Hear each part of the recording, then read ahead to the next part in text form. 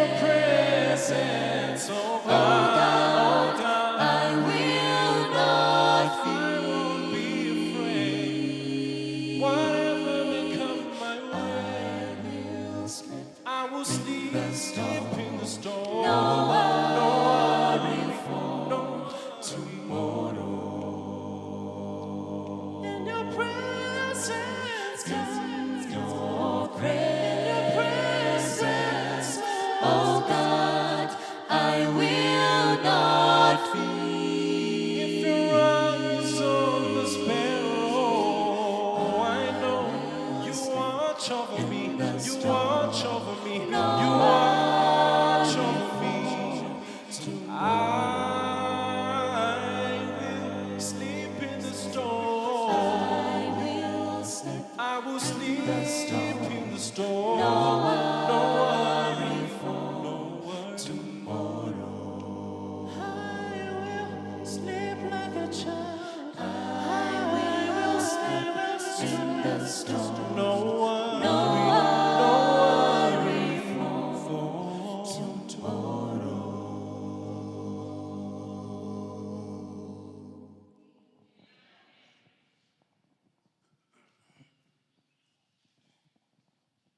Happy Sabbath, church. Sabbath rakanaka ramwari. Tiri kufarira kuva pano muzvaranasi. Right, song yatida kuimba is from our second album.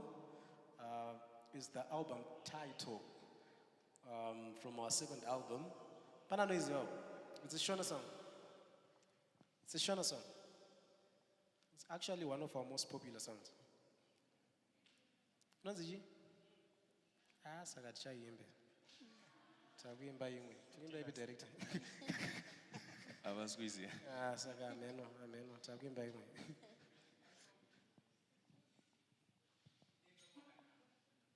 Right, saka rinoti kudini? Saka tiimba song iyi ngatingoimba ite sese church handiti? Yeah.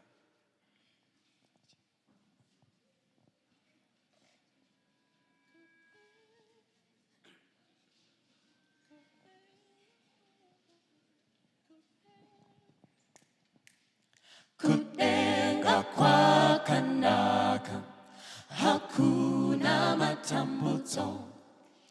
Jesu ndiye mambo, tichanogara naye. Kutenga kwakanaka, hakuna matambuzo. Jesu ndiye mambo, tichanogara naye. Kudenga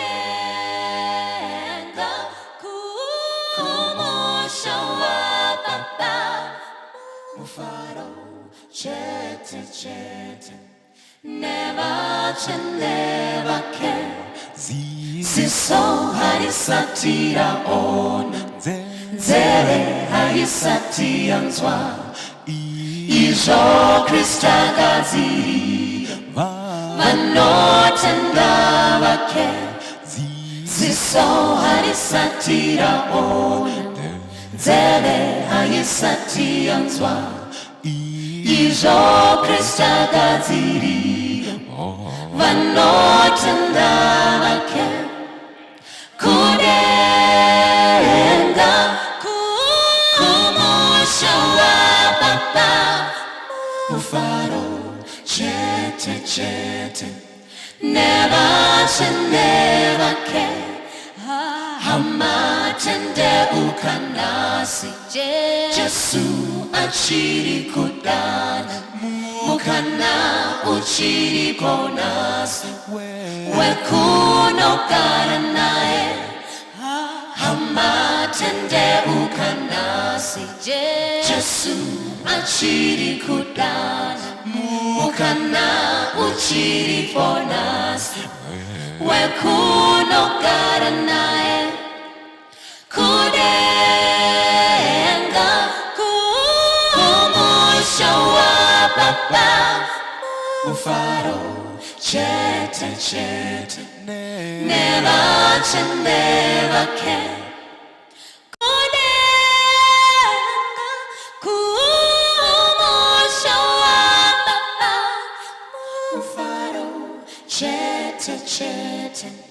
never to never can, never to never can.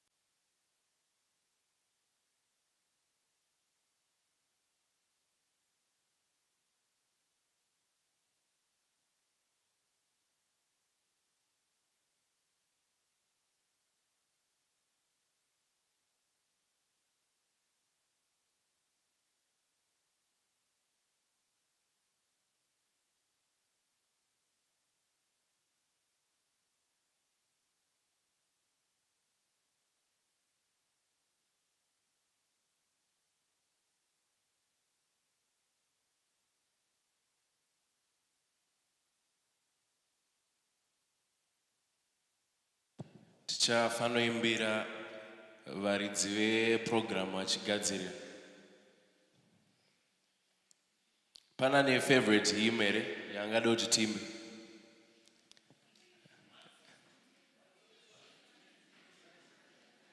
Handeipa hymn 162 ndinoshuvira kuti inozikamwa.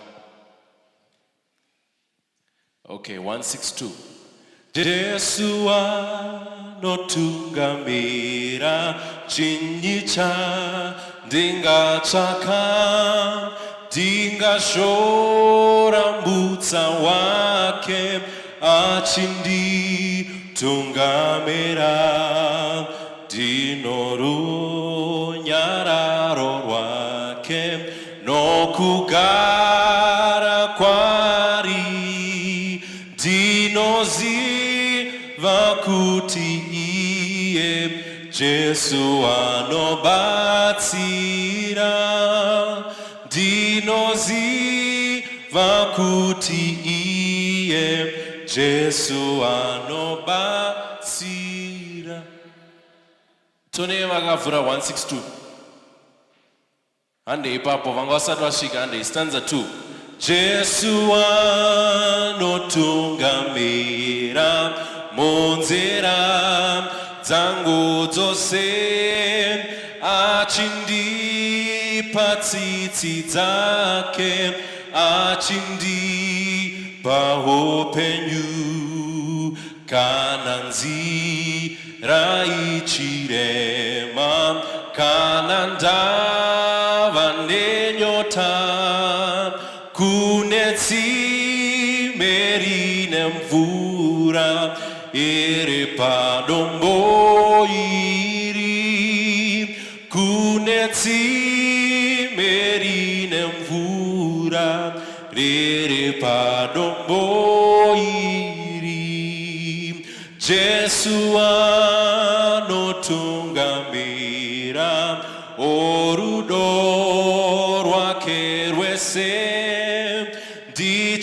ndichapiwa kuzorora, baba vangu kana ndoenda kudenga kwatisingaori, uru ndiro rwiyo rwangu Jesu atungamira,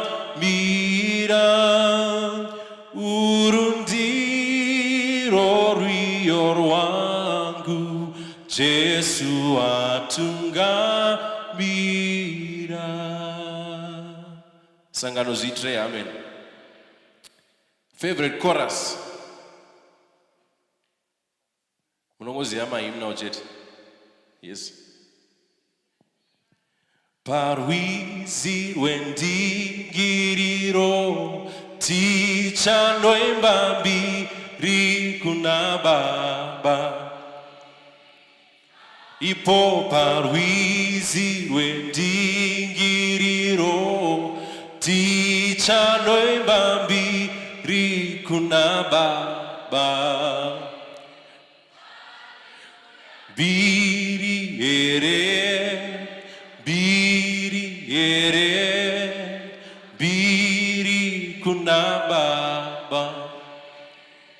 Hallelujah. Dinoda dombo nitsamire. Dombo rakatsamirwa kombiri. Hallelujah. Dinoda dombo nitsamire. Dombo rakatsamirwa na chako biri. Hallelujah. Biri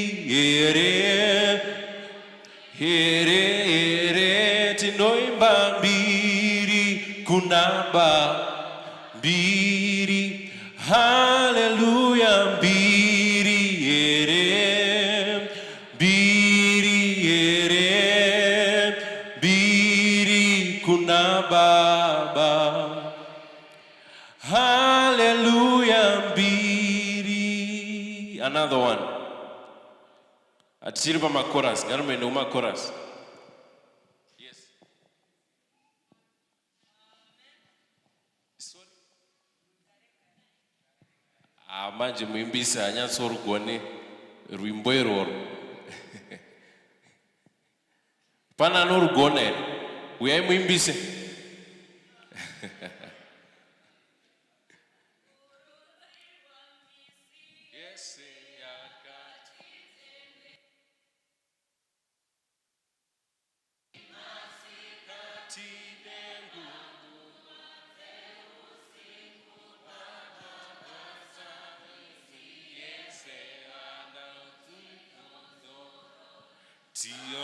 Tiozonyata kuzizia kare kare amati katika regare kuti zokundati chazo sangana pa mwepoti chita renyaya tsema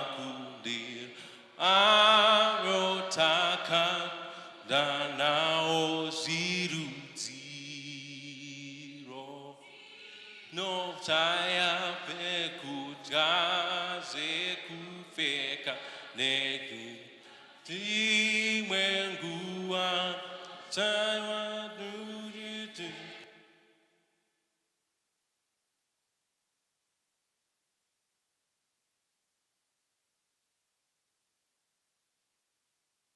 Tozo nyata kuzizia garega amati katika regare kutit zokundati chazo sangana pa mwepo tichita renyaya sema kuri ayotaka kunda nao zirunzi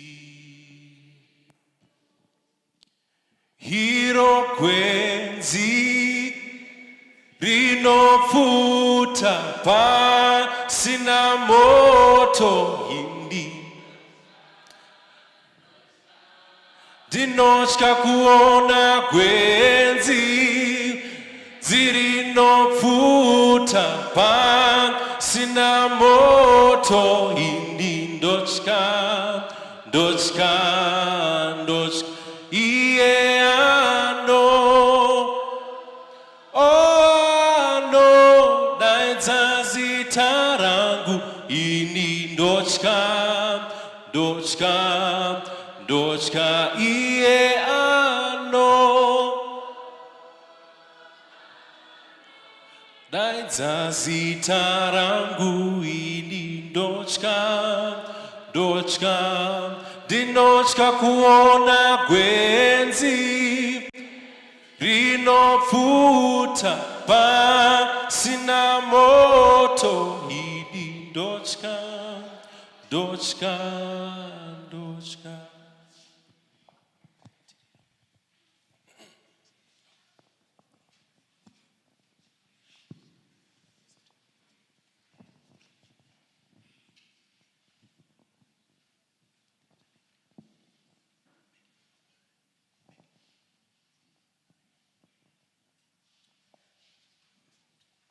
Saka song yatakuda kuimba manje. It's a Shona song. In among my songs vute chirungu. It's a medley. Pana kakura chitera na shower power. Stand. Firm faith. Unshaken lighthouse. So we are going to do a tribute to all the groups that we grew up listening to. Because I think there's a time because when are kuma 80s. I see most of us are when my groups here wanted it. So it's a medley. Saka song you know ziva. Just sing with us and be blessed.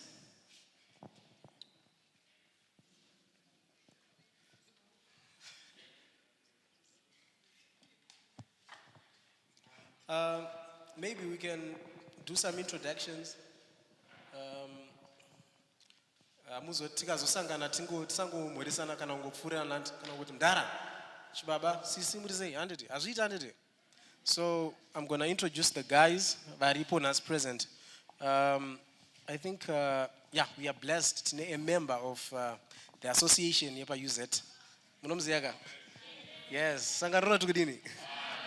Actually, we've been blessed as AMA. We have about 4 or 5 people that have passed through UZ. Last year, Tinomo Agato graduated from the university. So right now, we have Remnant Daure, Animba Base. Next to, studying data science. This one, yes. Next to Remnant Daure, we have my sister, Animba Soprano, Anonzi Tariro Chitura. Vakaita human resources next to it na Animba Alto. She was our director last year. It's a regular group neta director chikazi, but she's aggressive enough. Anonzi Yokai Mukaira Masunungure wakabva kuwaniko. One of the students of the university as well. She did undergrad and masters at the university. So inini ndinonzi Telmo Stole, ndinoimba tena. I'm also at the university. Na Daure same year. I'm doing animation. Aripa next pangu anonzi mwana mzodziwa. Panonzi Pastor Makiwa. Yes, sangarona tukudini. Yes, this is Panashe Makiwa, the accountant and from Salus. Then we have the new edition. Mfano wechidoko, but yay. Pane zvikitika pauri yake. Anonzi Duncan anoimba bass.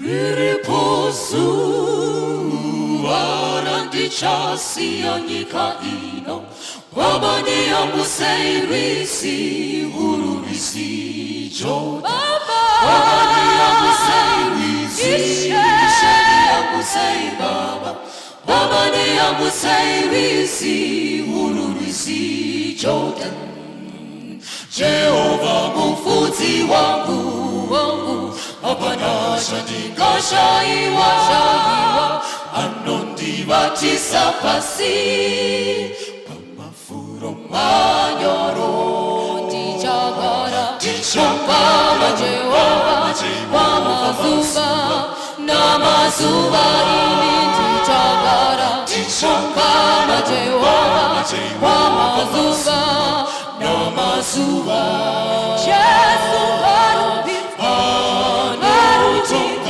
Kudangare pasiti mambo Wemati mambo Ngarumbizwe Amen Makana Semangwanani Muno Kenya Kunda Sura Pakuya Kwenyute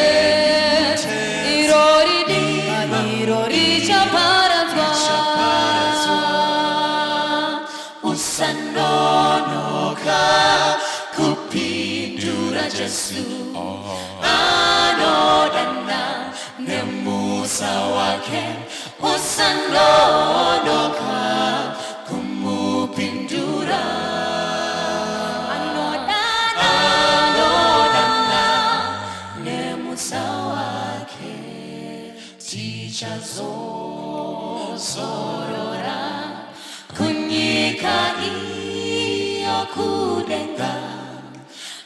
sirino idandaro.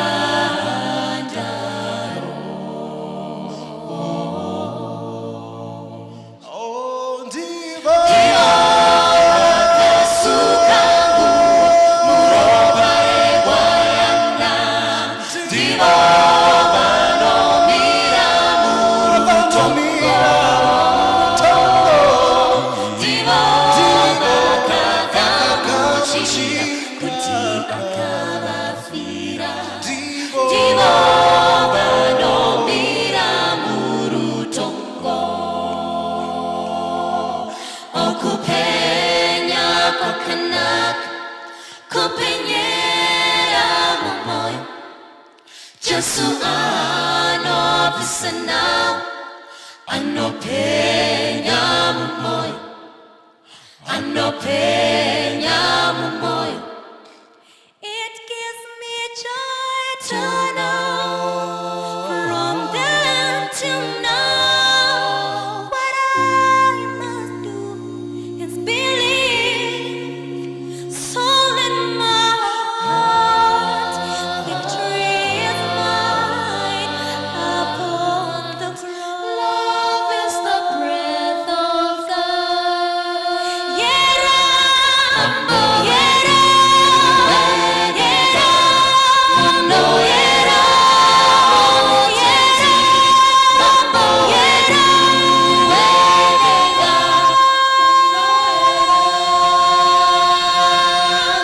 Kamuchi kumbiram sitara baba Nero wanakomana Haakupi sekupa kwenyika Anopa numoyo ese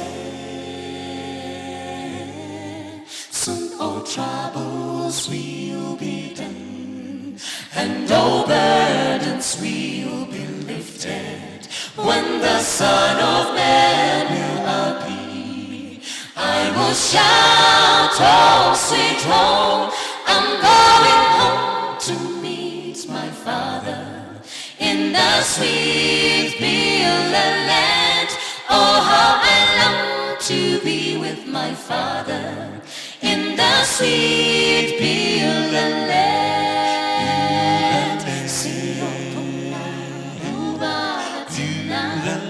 Siomona era Jehovah izinhlupho sipheli baba Sion tula sisi ekhaya Siyophumla ubaba thina Siyombona era Jehovah izinhlupho sipheli baba Sion tula sisi ekhaya Siyophumla ubaba thina Siyombona era uJehova izinhlupho siphelile baba Siyothula sisi ekhaya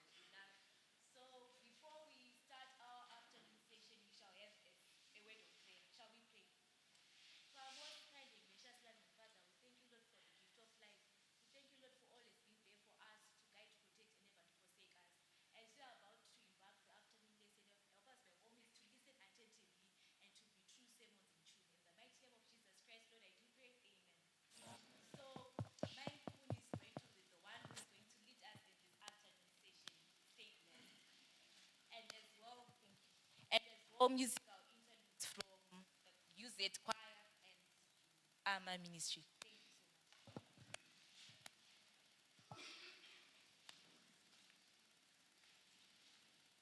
Good afternoon, sons and daughters of God. I noticed that the church is really full. Thank you very much for coming in your numbers. But we might run short of space. So I was requesting those people sitting right at the back to come fill up these chairs up front so that those coming won't disrupt the flow of our session this afternoon. Today is Education Day, and our theme for the day has been My Home is School.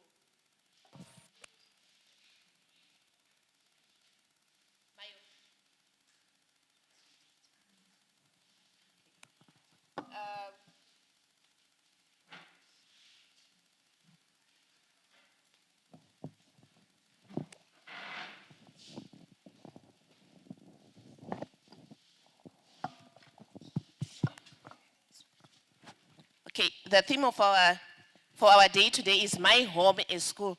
I see young people's eyes widening a bit to see what do I have to do with a home. And this lesson should really be for adults, really. But we are all involved because we are the future homemakers. And our tomorrow is actually centered in you young people whom we believe in. And while looking at this topic, I thought of some homes that are found in the Bible.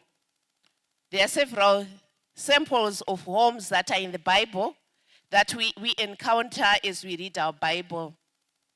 And in those homes, I picked the home of Abraham as one of the central homes that is in the Bible and has some lessons, several lessons for us to learn as young people. Because the family of Abraham was unique in its own style. Because they were real human beings like you and me. They had strengths. And what do we know Abraham for? What do we call him? Father of faith, isn't it? That was a strength in Abraham that we know. And we emulate as people who are growing up, young people growing up, and adults who are in our midst to say, we also would like to have homes like Abraham. He is known as the father of faith because of this sacrificial event that took place between him and Isaac. I like the point when Abraham is going to sacrifice his son in the book of Genesis. He tells his servants, I'm going to leave you here, wait here. I and the lad will go and worship and will come back to you. That was great faith, isn't it? Because if you were in your normal sense, if Abraham had been in normal sense, he was going to say, I'm going to worship. But when I come back, but he says, we shall come back to you. He had faith that God was indeed going to provide the sacrificial lamb. And that's a plus for Abraham. When you sit down and imagine to say, I wish also to come to the level of faith that Abraham had, which made him believe that I'm going to sacrifice my son, but we are still going to come back together if God allows it. That was great faith indeed. There's something again about Abraham's family that we can pluck a leaf from. And go with me to the book of Genesis chapter 22, verse 6 to 8. Genesis chapter 22, verse 6 to 8. Anybody can read that passage.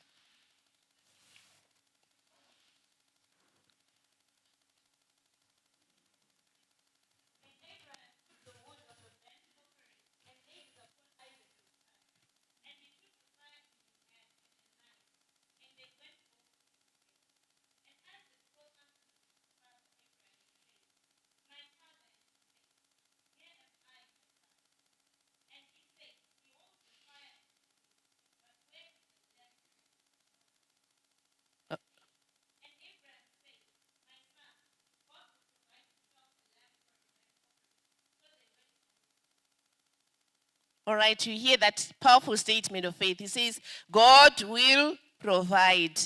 In life situations that come our way and sometimes shake us, sometimes if we are to pick the example of Abraham, we might have to say God will provide for this particular situation in an appropriate way.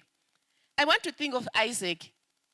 He asked his father, where is the wood in the lamb? All right? Where is the lamb of sacrifice? Where had he learned that from? Abraham took his time to educate his son about the sacrificial process. And he knew very well that if you are going for a sacrifice, these are the ingredients. These are the things that we need when we are going to make a sacrifice to the Lord. I want to ask the parents who are in here, how many of us take time to teach our children the ingredients or the ways of approaching God on his holy throne? Sometimes this week, yesterday and today, I got a sample of young people. And I said, today I'm going to church and I'll be talking about the hidden curriculum that educationists never teach in a classroom setting. And we are talking about the hidden curriculum that our parents sometimes don't teach us. So I asked them a question: which aspects of our lives do you think that parents sometimes take for granted that we know and will just grow to know them and blunder our way through life? And there are a number of things, about 4 items that they highlighted. Firstly, they said parents sometimes forget to teach us about appropriate dressing. Is this true, ladies and gentlemen? Yes, isn't it? We sometimes, I'm also a parent, I'm also guilty, isn't it? Sometimes we fail to teach you about appropriate dress. And why is today's parent finding it very difficult to teach about dress? Because we, the parents, are also dressing inappropriately, isn't it? And so sometimes it's difficult for me to now say to my daughter, daughter, I think you forgot to cover some essentials. Because I also will be going about semi-naked, isn't it? So this is food for thought, really. When we are talking about education, it's not just teaching the book education. We are teaching about that curriculum which molds the person to become a real, acceptable human being. And coming to Abraham's example, he taught Isaac about religion, about how to approach God on his holy throne, and how to make those important sacrifices to a holy God. And that was indeed a plus for Abraham. Still on that dress, I said, what exactly do you mean by teaching us to dress appropriately? And these are the points that I got from a sample of you young people. It says here, sometimes parents don't remind us that important things have to be covered. And when they see us dressed in a certain fashion, they just let us go because they think we are going with the fashionable trends of this world.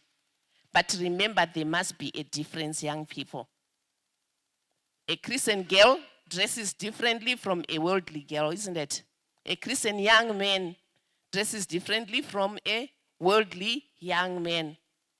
Not even that worldly dress, even inappropriate dress for church. Do you know that there are some clothes you can wear to church and others you can't wear to church? Give me examples of clothes that we might not wear to church. And if you are to wear, what examples of dress you think, this one is not appropriate? Let me hear from you. Yes.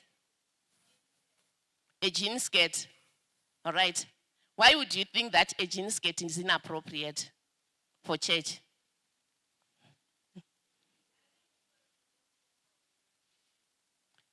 She thinks that it's semi-formal, isn't it? Would I wear a jean skirt if I'm going for an interview? Not at all, isn't it? What about before a holy God, where we have to prostrate and humble ourselves before a mighty God, and then say, Lord, we have come. When Israelites were getting ready to go and meet God, you know what they would do? They would be told to bath 7 days. 7 days bathing, that was their curriculum for that 7 days. just bathing and getting ready to go and meet a holy God. All right. So I think if we are to think about that, then that should actually give us some parameters of certain dress which would never really expect to find in church. What other clothes? She has mentioned one. Would you think is inappropriate for church?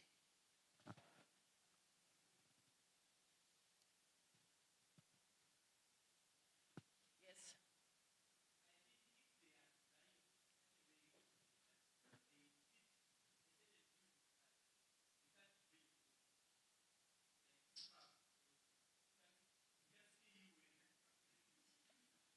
Wearing scrubs to church, all right? Okay. He has given another example. What about a jean trousers? Would you really wear it to church? In all earnest. A big no, isn't it? What about a t-shirt? Which is designed for sports. Then you are saying, God, here I am. I'm ready to meet you and to convocate with you in this beautiful t-shirt of mine. Aye.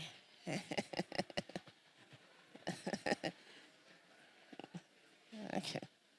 Because we know that t-shirts are basically designed for sports, isn't it? In sporting activities. So when I'm going before a holy God, I want to be more decent. Oh, sorry, okay. I want to be more decent. I want to be presentable. I want to make the meeting between me and God such an important occasion that I'll think seriously about how to be in my very best, isn't it? If you are going to meet an important person like the president of this kind of or you are going for an important function, you really want to dress to kill, isn't it? And you want to dress appropriately for that occasion.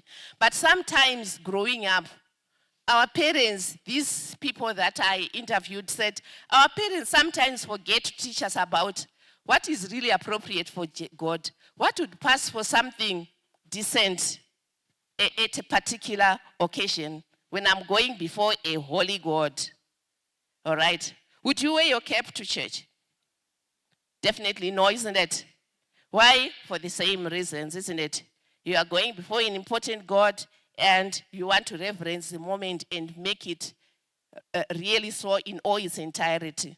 So then another thing that I always share with young people, there are some clothes that we might want to bring to church that are too short to cover all the essentials, or sometimes too revealing. So revealing that you'd wonder, if somebody's bathing, then you touch the doorknob, they'll say, hey, I'm bathing, please don't open the door. Then you say, okay, we'll respect her, she's bathing. They are now in the dressing table, on the dressing table, dressing up. And then you touch the door, they'll tell you, I'm dressing up, please. Okay. But when they come out, they are definitely nude. And you say, so what was the point anyway of even saying, I'm still bathing, please don't disturb, or I'm still dressing up when you're coming out when you are this nude. And so what we are definitely saying is that there's a certain kind of dress that doesn't cover all the essentials. If we think about gold, important things are covered, isn't it? Gold, you have to dig deep to find it. Lithium, you dig deep, isn't it? Diamonds, they are rarely found on the surface. They are rarely found on the surface, except in a few occasions. But if you want the best things, they are covered down on the surface. Even the way God has created us, He expects us to cover all the essentials on our body. Okay? And then sometimes, when we are talking about appropriateness of dress, would you like to go to a funeral in your slacks? Would we call that an appropriate dress? You have lost a close relative and you really feel you want to go and join the other mourners, then you go there in your slacks. Would that be appropriate? I see some people shaking their heads, isn't it? Okay. Then what about before our holy God also? It's food for thought. It's also food for thought. So those are some of the points that we pondered when we were talking about some things that we take for granted, that we never sit down with children to say, children, this is an appropriate way of dressing for a particular occasion. Okay? When dressing out for a funeral, you dress in a certain way. Okay? And we are dressing out for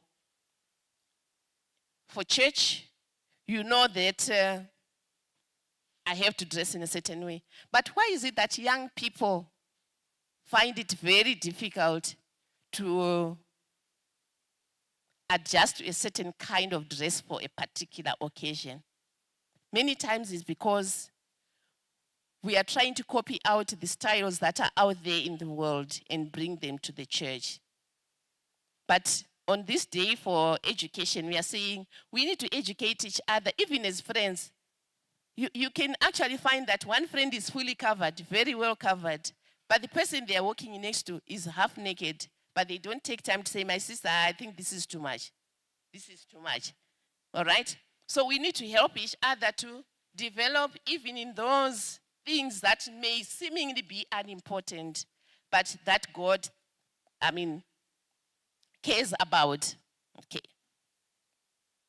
And you find that in the matters of dress, if you don't stand up for something that is proper and appropriate, you fall for anything and you dress anyhow and you don't care what other people think about you or what things are associated with a particular style of dressing. All right? You may end up being labeling what you really are not just by the way you dress. So today, young people, I want to just challenge you and say that remember, whenever you are dressing up, dress is an index to the inner man. Dress is an index to character. And let us remember that who is the man who's inside me is basically revealed by my outward appearance. And so whatever you want us to interpret you to be, let it be manifested by your dress, by your conduct. Is that right? I'm stepping on sore spots here. But this is very, very important.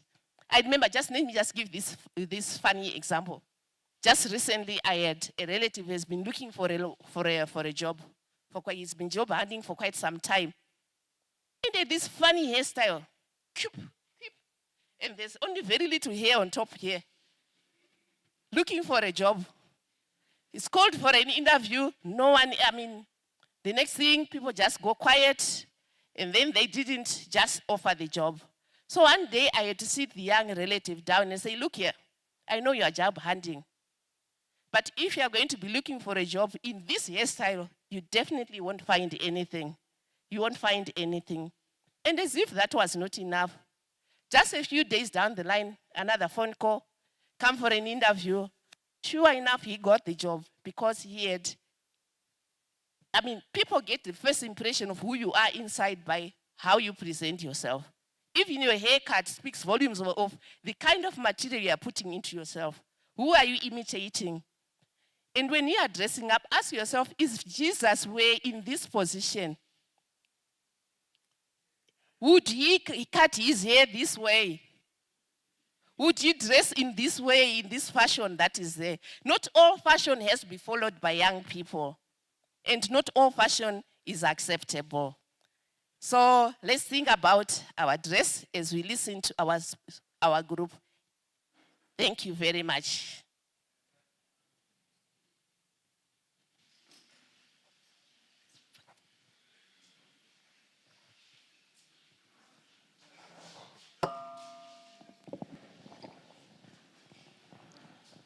Maskati Sangano. Tony ari pa Facebook.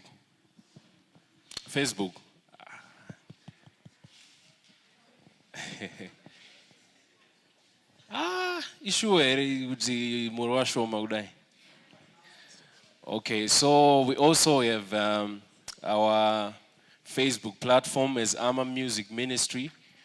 On the Ama Music 263. So just go and follow us on Facebook to know push our gospel by social media, and we hope you guys are going to support us. Be blessed.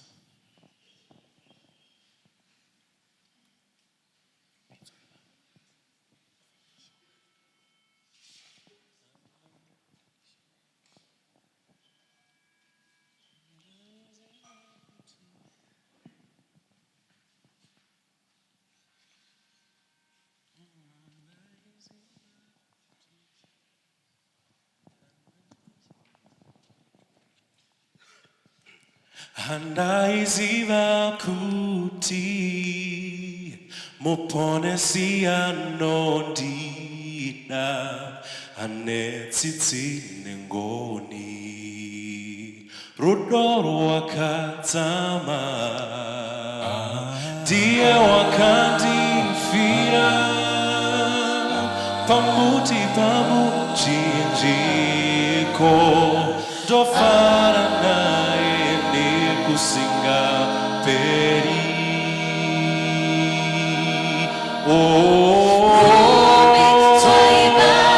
nekuti makanaka idzongoni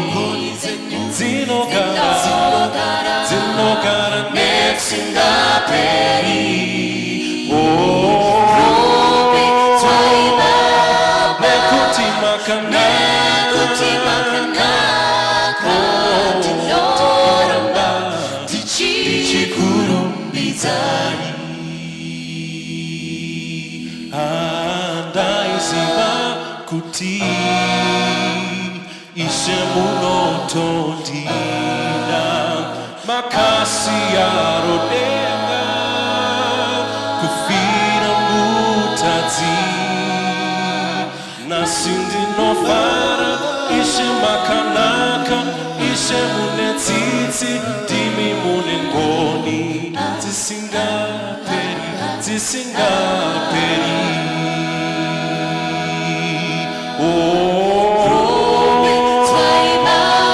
nekuti makanaka idzongoni dzinogara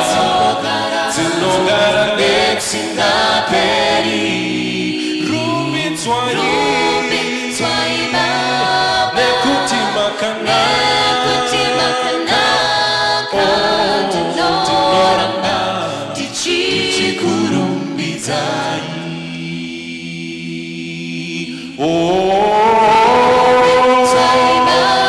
nekuti makanaka idzongoni dzinogara nekusingaperi rumbidzwa ishe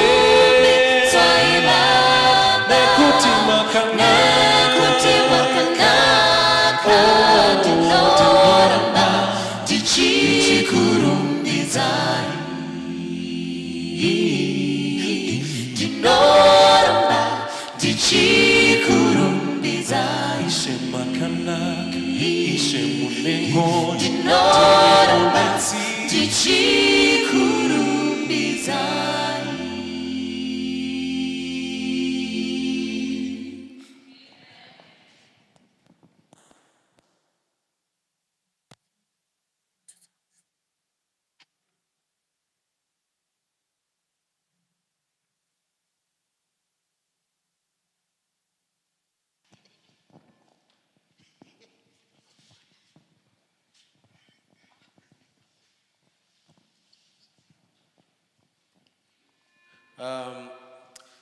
Makamboona kuti kurarama ine generation yevanhu vari so judgmental.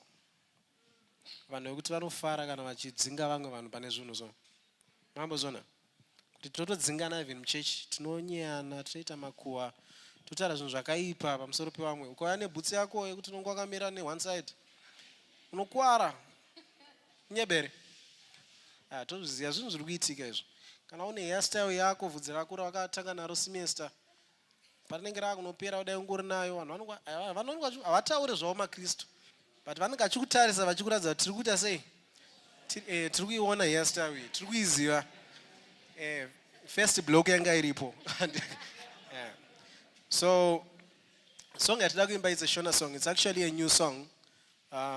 Isong yatakanyorera vanhu vari kudzinga makwai aJesu muchechi handiti. Yeah, so it's actually a song, a new song. So be blessed by the song.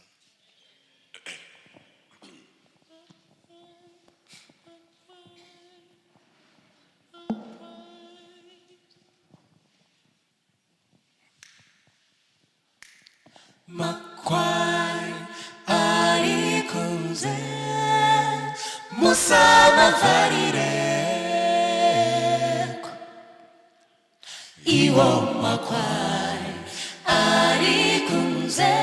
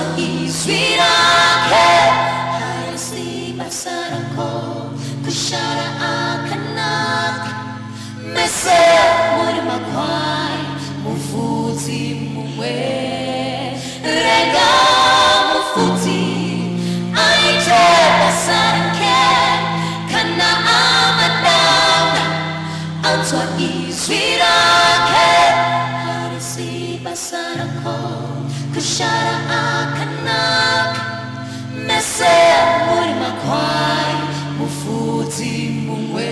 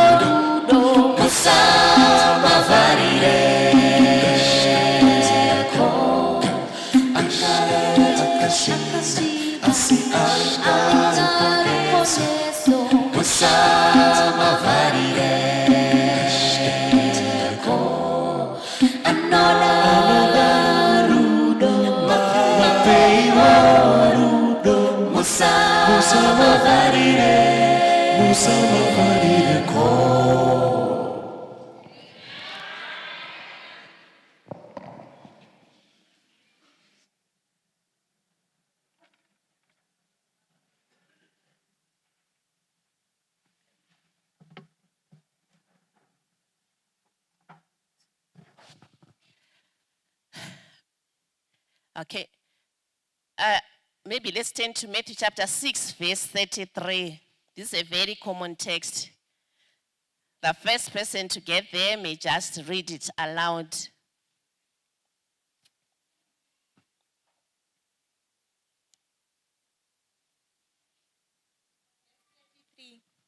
Verse 33, but seek first the kingdom of God and his righteousness, and all these things will be added to you.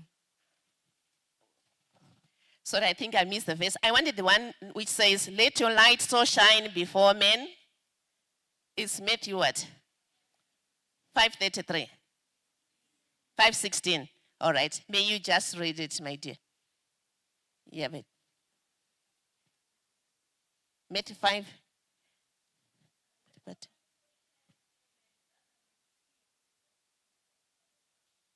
yes, let your light so shine before men that they may see your good works.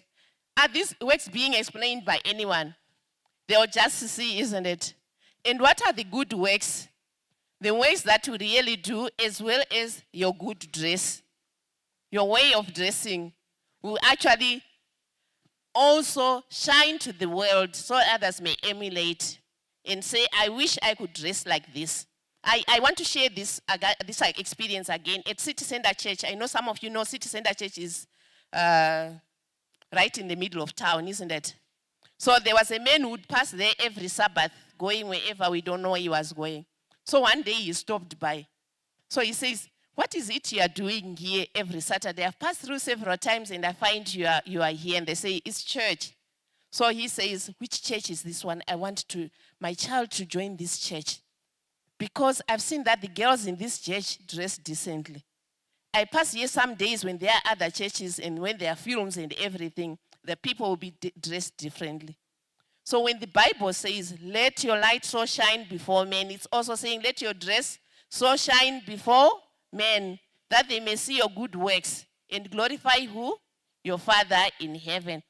Most of us here are students and are coming from a secular institution. All right? And does your light shine enough? Can people pick that she is an Adventist before she even says? Can she pick? Can they say he is an Adventist before he has said it? If you are doing that, then your light is shining. Keep it up, isn't it?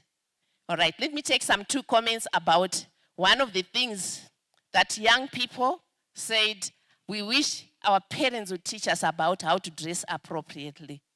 Let's take in some comments from you, one from this side and another one from this side. Then I'll share with you the second aspect, which young people said, I wish our parents would teach us about this. Any comments?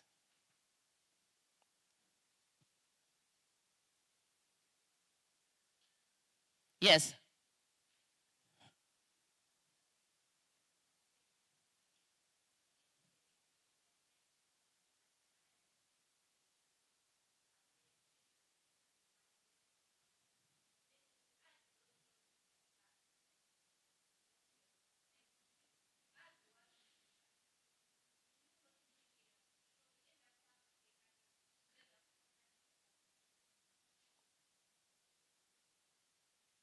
Yes.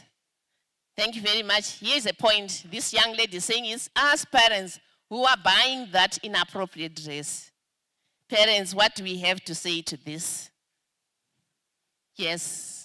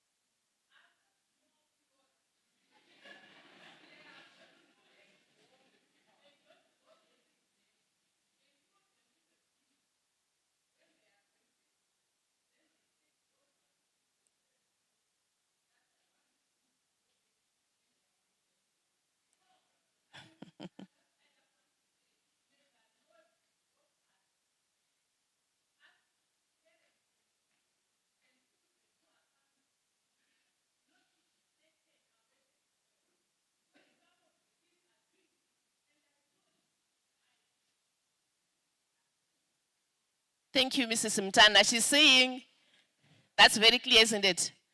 Parents buy appropriate clothes, but when students are given pocket money, they are busy buying what the world admires. But here is a challenge to young people. Please, please, may your light shine before men through your dress and through your conduct. We want a third comment. Okay, before he gives a comment, there's an announcement. Okay, so all senior youth here are requested to meet outside for your own lesson. All senior youth who are in this church. Senior youth.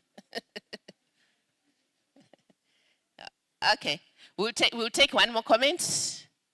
We'll take a comment and then we proceed.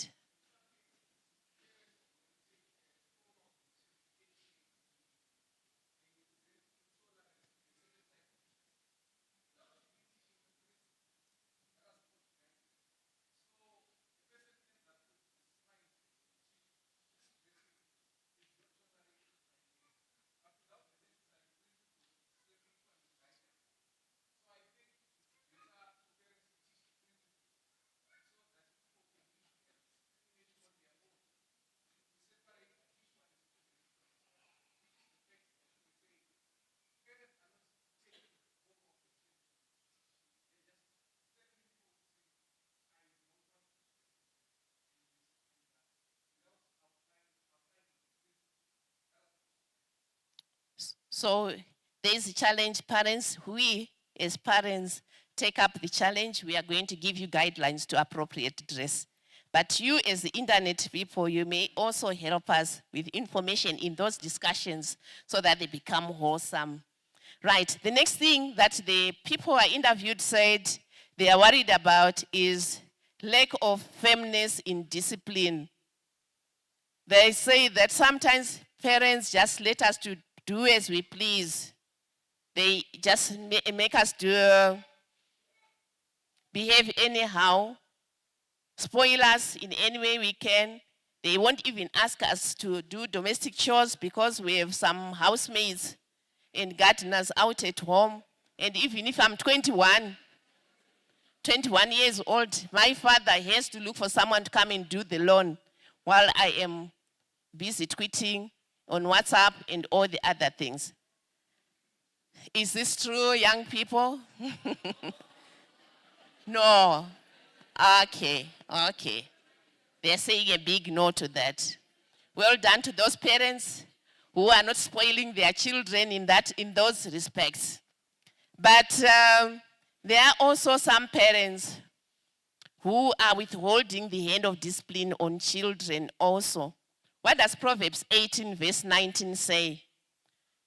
Discipline your child while there is time.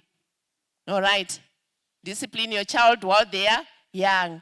But some parents think that their children are too young to be spanked, so they let them disrupt the service, walk up and down, go everywhere and do everything, and they're just sitting there as if they don't exist. All right. And as a result, I think these are some of the things that we need to think about really. When the Bible is saying, let us discipline these children when they are young, so that when they are old, they won't depart from what is right. Isn't it? Yes, how young is young? When you raise your voice to a child, a toddler who is in your hands, then you start saying, hey! Do you see them shrink a bit? Have you seen them shrink a bit? Are they listening? Are they getting the message? They are, because you are disapproving or you are actually saying what you are doing is just not right, isn't it? And many times the beauty about children is that they really respond to adult instruction. If you tell them that what you are doing is right, they'll sit back and be obedient and stay put in their place, isn't it? But if you don't care, you just leave them, then there is, you are likely to reap the results as time goes on. Some parents love their children too well to even adhere to what the Bible instructs. The Bible says in Proverbs 22 verse 15, foolishness is bound up in the heart of the child, but the rod of discipline removes it far from him. It doesn't just remove it, it removes it very far, isn't it? So the rod of discipline is closely approved in the Bible. Let it be used, not every time and always, but once in a while. And you know what? We are creatures of habit. If we make it a habit to say, when you are in church, you must sit put, and when you misbehave, you take your child behind the toilet, spank them a bit, you come back, bring them to church. In the third week, they will sit put during the time for worship. They will really sit put. Try it this next 3 weeks starting from today. And you find that you'll have an organized set of children that we are raising. And the Bible actually says, spare the rod and you are going to spoil the child. All right? Of course, being a child is an exciting time, but that is the time to instill discipline. So let us remember to do that. If we are too lax with discipline, we definitely will suffer the results. We definitely will suffer the results. Let's discipline while the children are young. And by age 9, they already know what we want. They know our do's and don'ts. Don't leave children to guess that what they are doing is right and what they are doing is not right. Okay. Then there's another verse in Shona which says, "Ukamuroa angafi." Okay? This is what the Bible is saying. Discipline exercised appropriately will not kill a child, but it will put them into the right and narrow path. Okay? So, if you are spoiling your child to those extents, you can't even discipline them, you let them disrupt the service, and you're just sitting there, you are not obeying what the Bible is saying. Okay? Then there's some other etiquette again for young people, this generation. When we come to church, you find we are busy on our phone, sending messages, receiving them, chatting, and even doing all kinds of. Is that really etiquette, appropriate etiquette before a holy God? Yes or no? Definitely not, isn't it? I know we carry our Bibles on our phones. And I know that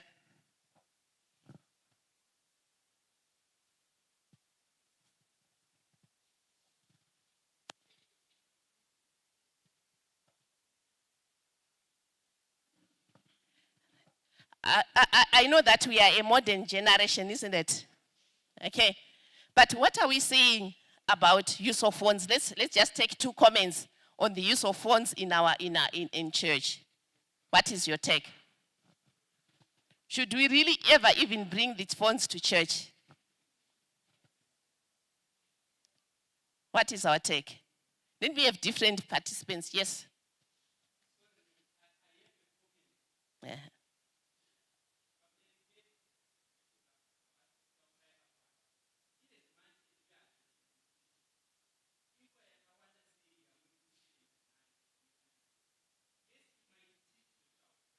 Mhm.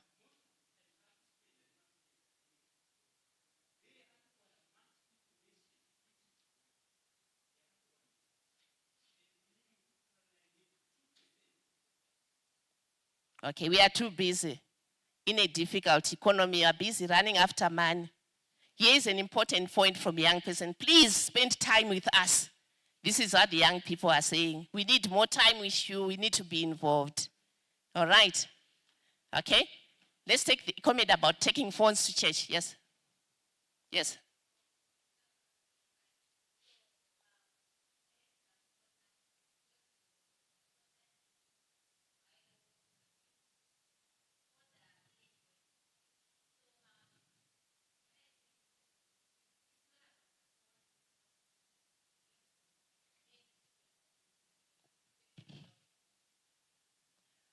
Okay, that's a positive of the phone. She says, I have all my input, provided you remember to put everything else on flight mode. Yes, but that's what we sometimes fail to do, isn't it? Yes.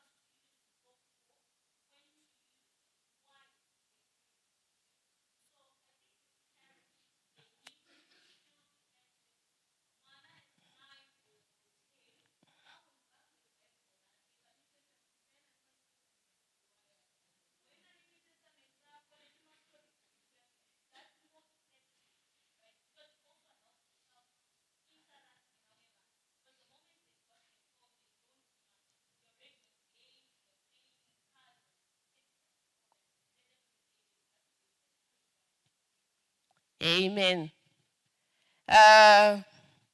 Thank you very much for that comment. It's just a comment, isn't it?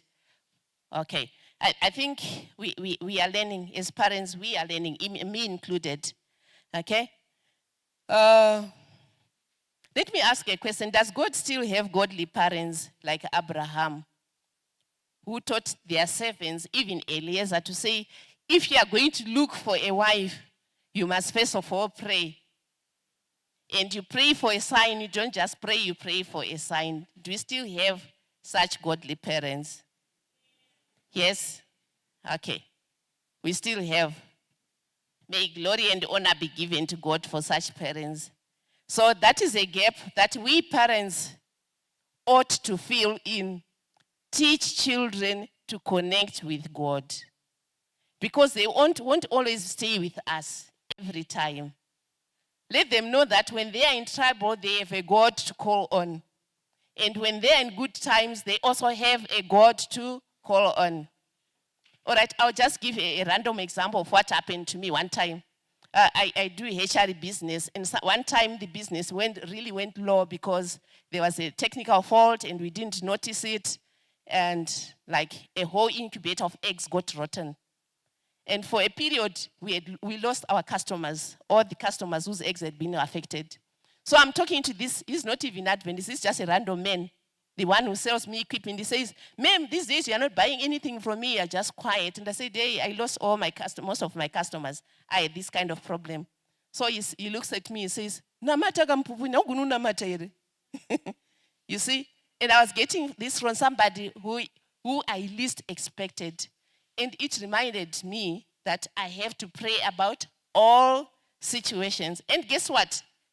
That was a Friday. And on Monday, when I started praying after his suggestion, most of the customers, I started getting many, many more customers.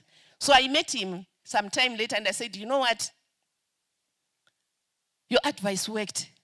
Do you know, we started praying about this thing on a Friday, and by Monday, our customers had started coming back again. So let me just remind you young people and adults there that let's teach these children to pray about all situations. To me, it was just like, okay, one of those misfortunes which would level itself out with time. But here is advice coming from somebody I've just met. I think he's Pentecostal or something, that very gentleman. He should be pastor. But his advice worked. And I still want to leave the same challenge to you young people. When you are in trouble, pray. Call on God. When you are in good times, pray also to thank God that the times are really good these days. God, I'm still thankful.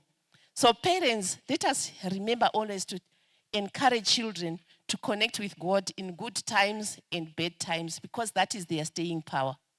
That is their staying power. I also want to ask a certain question. Does God still have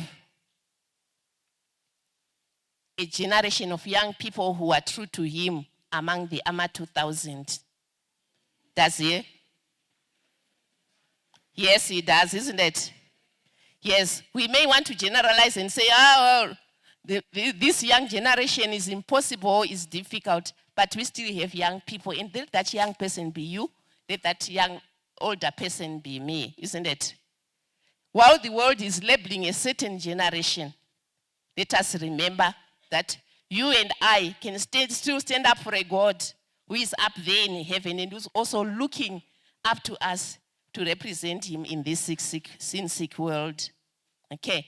I'll also conclude this segment on firmness in discipline by a text from Deuteronomy chapter 21, verse 18 to 21, which explains how rebellious children were treated in the Genesis times, in the Old Testament times.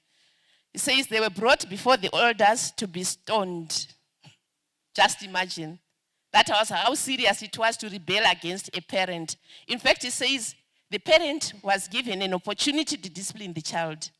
But if the parent tried all they could and it didn't work out, you had to deliver your child to the elders to say, you know what, I failed to discipline my child. Can you do something about it? While this was a very stern punishment, but I'm saying if you should come across some difficulties, the suggestion here is that we can also consult other fellow parents to say, I'm facing this situation. Please help me on how to deal with this teenage problem. Sometimes some of these teenage challenges will soon come to pass. But however, the Bible is not saying we should stone our children per se, but it's just showing that we need to be more stern with them. We need to discipline them. They need a lot of reprimand. We don't just let children grow like trees or grow like flowers. There has to be some kind of discipline and firmness thereof. We'll give this time again to the group to give us 2 pieces of music. Then I'll share with you another thing that the young people said they wish we could talk about.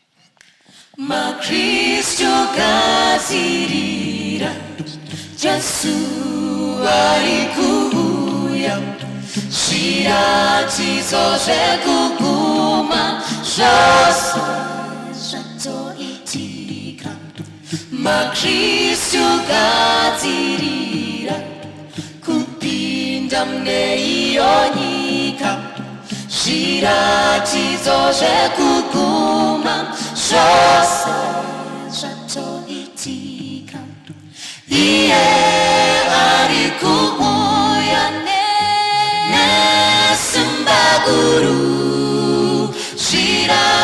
zviratidzo zvekuguma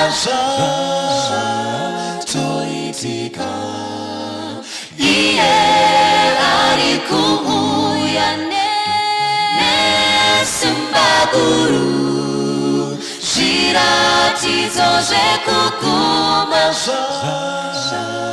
zvatoitika nyaya dzako wagadzirisa here musharukwa wamazuva iye watosimuka padamu dzaungavharwa iwe usati wauya ishe vanoregerera zvose zvawakatadza padamu dzaungavharwa iwe usati wauya ishe vanoregerera zvose zvawakatadza iye ari kuuya nesimba guru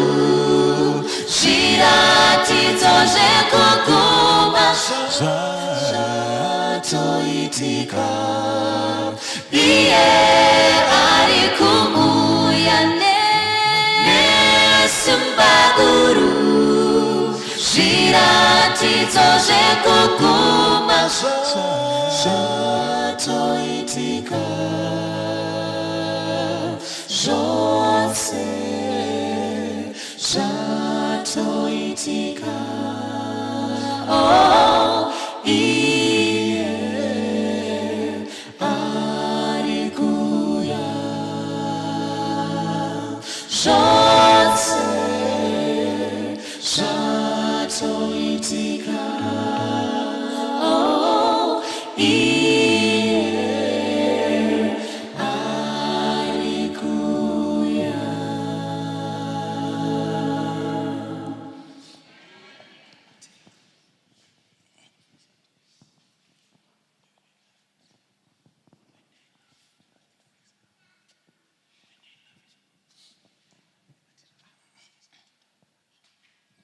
So tida kumboimba song ye-pandemic njolo. Right. Rinorwadza karudo? Huh? Now, this is just a song for everybody that is in love. Like, kana vanhu Varipo here, we're in love. We're in love. My youth. Chero na Issue here. Jehovah. pane afamba nemudiwa wake here. Kana anoziva vari kudanana.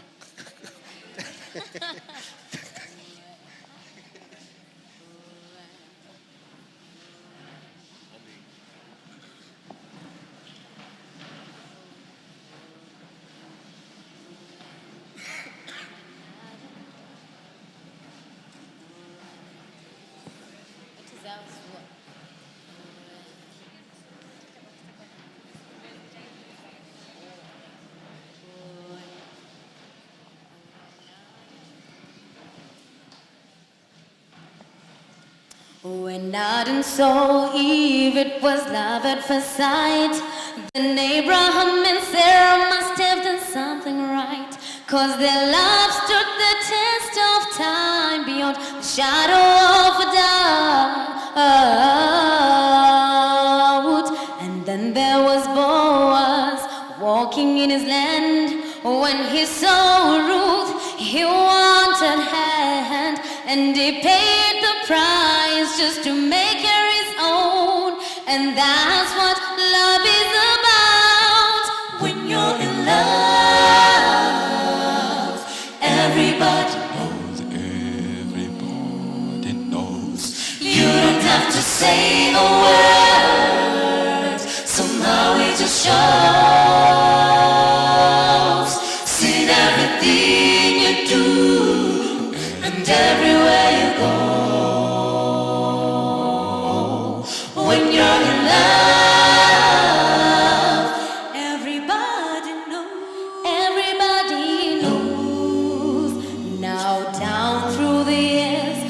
stories come and go, by the greatest love story that's ever been told. Is a picture of the perfect love at the highest price. How our Heavenly Father looked down through old times. He saw the lost daughter, said, I'm gonna make her mine. He gave us his son just to pay the price. Because of his love, we have life. When you're in love, everybody knows. Everybody knows. You don't have to say a word. Somehow it just shows. Seen everything you do and everywhere you go. When you're in love, Everybody knows. Everybody knows. If we really love him like we say we do, his love will be sin, and we know that he's true. When you're in love, everybody everybody knows. You don't have to say a word. Somehow it just shows. Seen everything you do and everywhere you go. When you're in love, everybody knows. Everybody knows. When you're in love, everybody knows. Everybody knows. When you're in love, everybody knows. Everybody knows.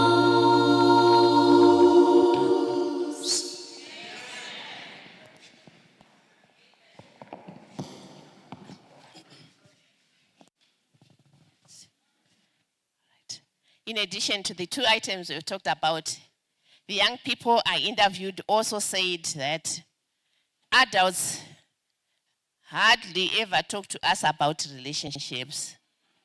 As a result, we blunder a lot, we ignore red flags, and we do things which we think are right, but eventually only to be told, this is just not the right thing, this is not the right thing. Okay, I had a good All right, let me have some comments on this statement that parents, please talk to us about relationships. Yes.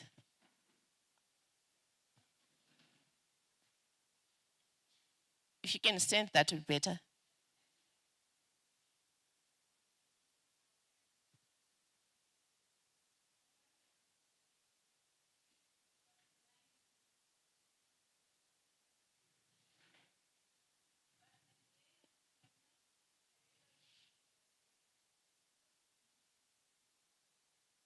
The platform.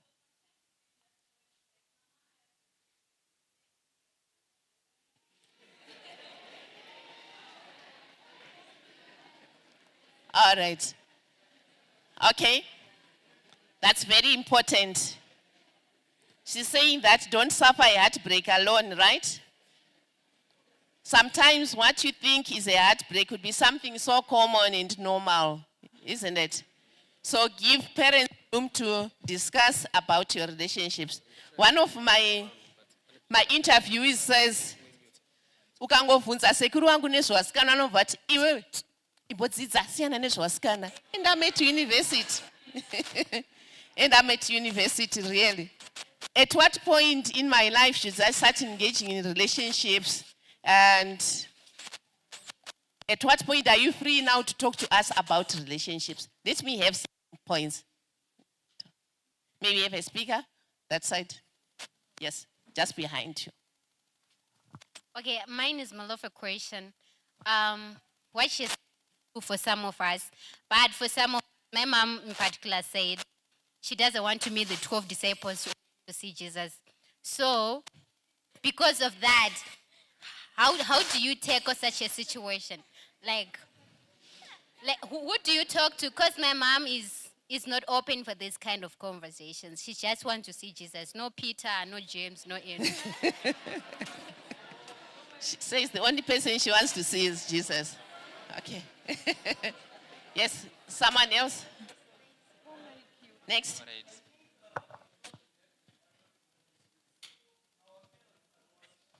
If you may you please have a speaker this side.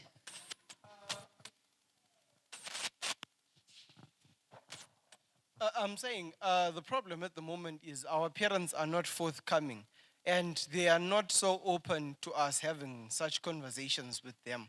I think the problem really that is there is you look at your child and you still see the baby that you raised, even after even when you're looking at a university student, you still don't understand that it's no longer the same baby that you were raising. Yes, it's still your child, but you still view them with the same eye that you were seeing them when they were a baby, such that even when such issues are raised, you don't understand that how can this one that I raised start talking about these things. So I think our parents are in a dilemma that they don't know really when they are supposed to start engaging in those conversations, such that when the time comes for them to start engaging in the conversations, it's already too late. It's already too late. Are you also, as young people, not engaging in relationships a bit too early before we are mature enough? Okay. Okay. Yes. I want to. All right. Yes. Yeah, the point that I want to make is to say, I love my parents so much. So the thing that I love my parents so much. So the thing that I saw from my parents is that they know my behavior. For the past 23 years, they just know who I am. So it came a certain time whereby my father had to consult me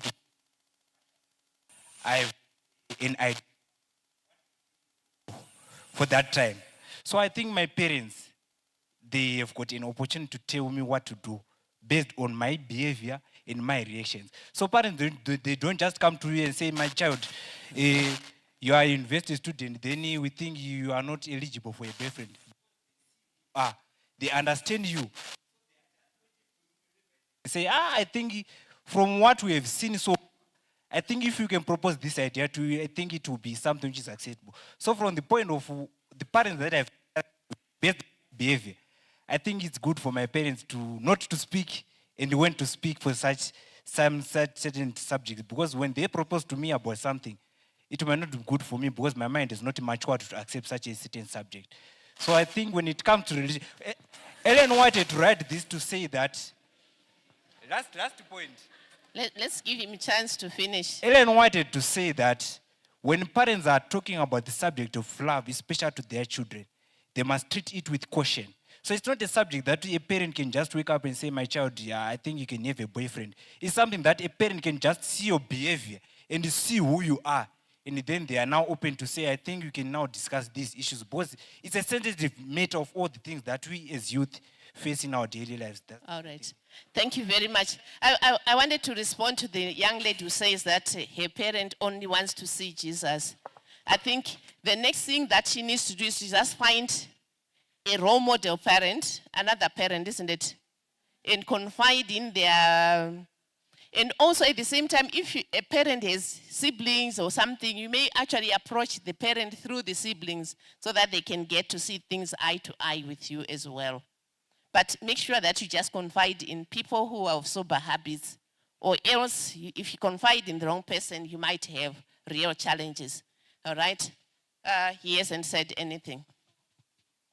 Yes, it's you. The music man, yes.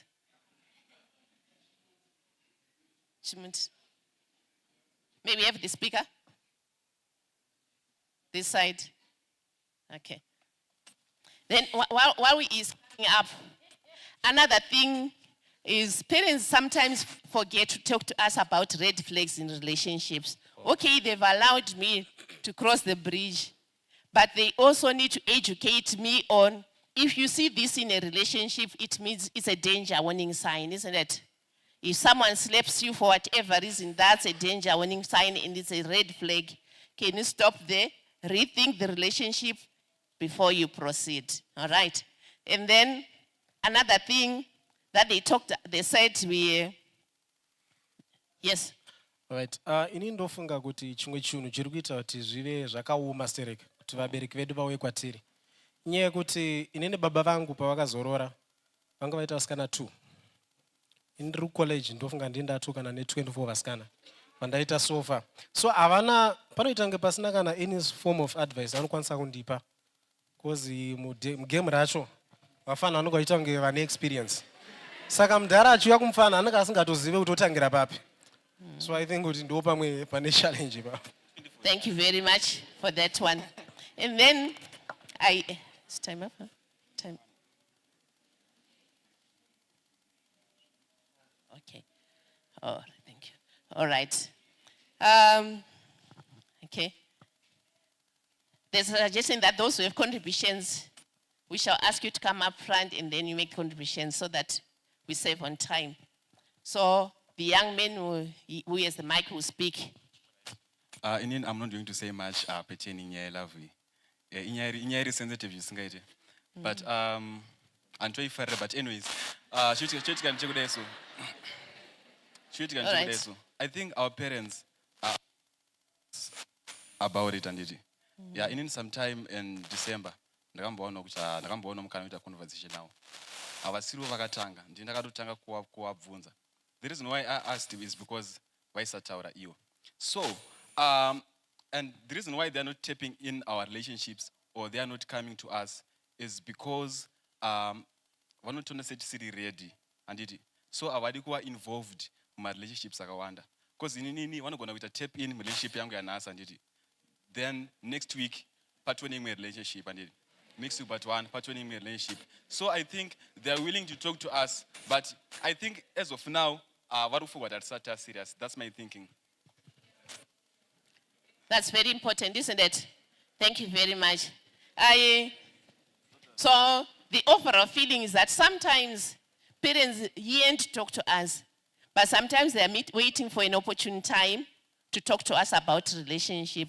But parents out there, please talk to us. The children are saying, please talk to us about the dangers of premarital sex, the dangers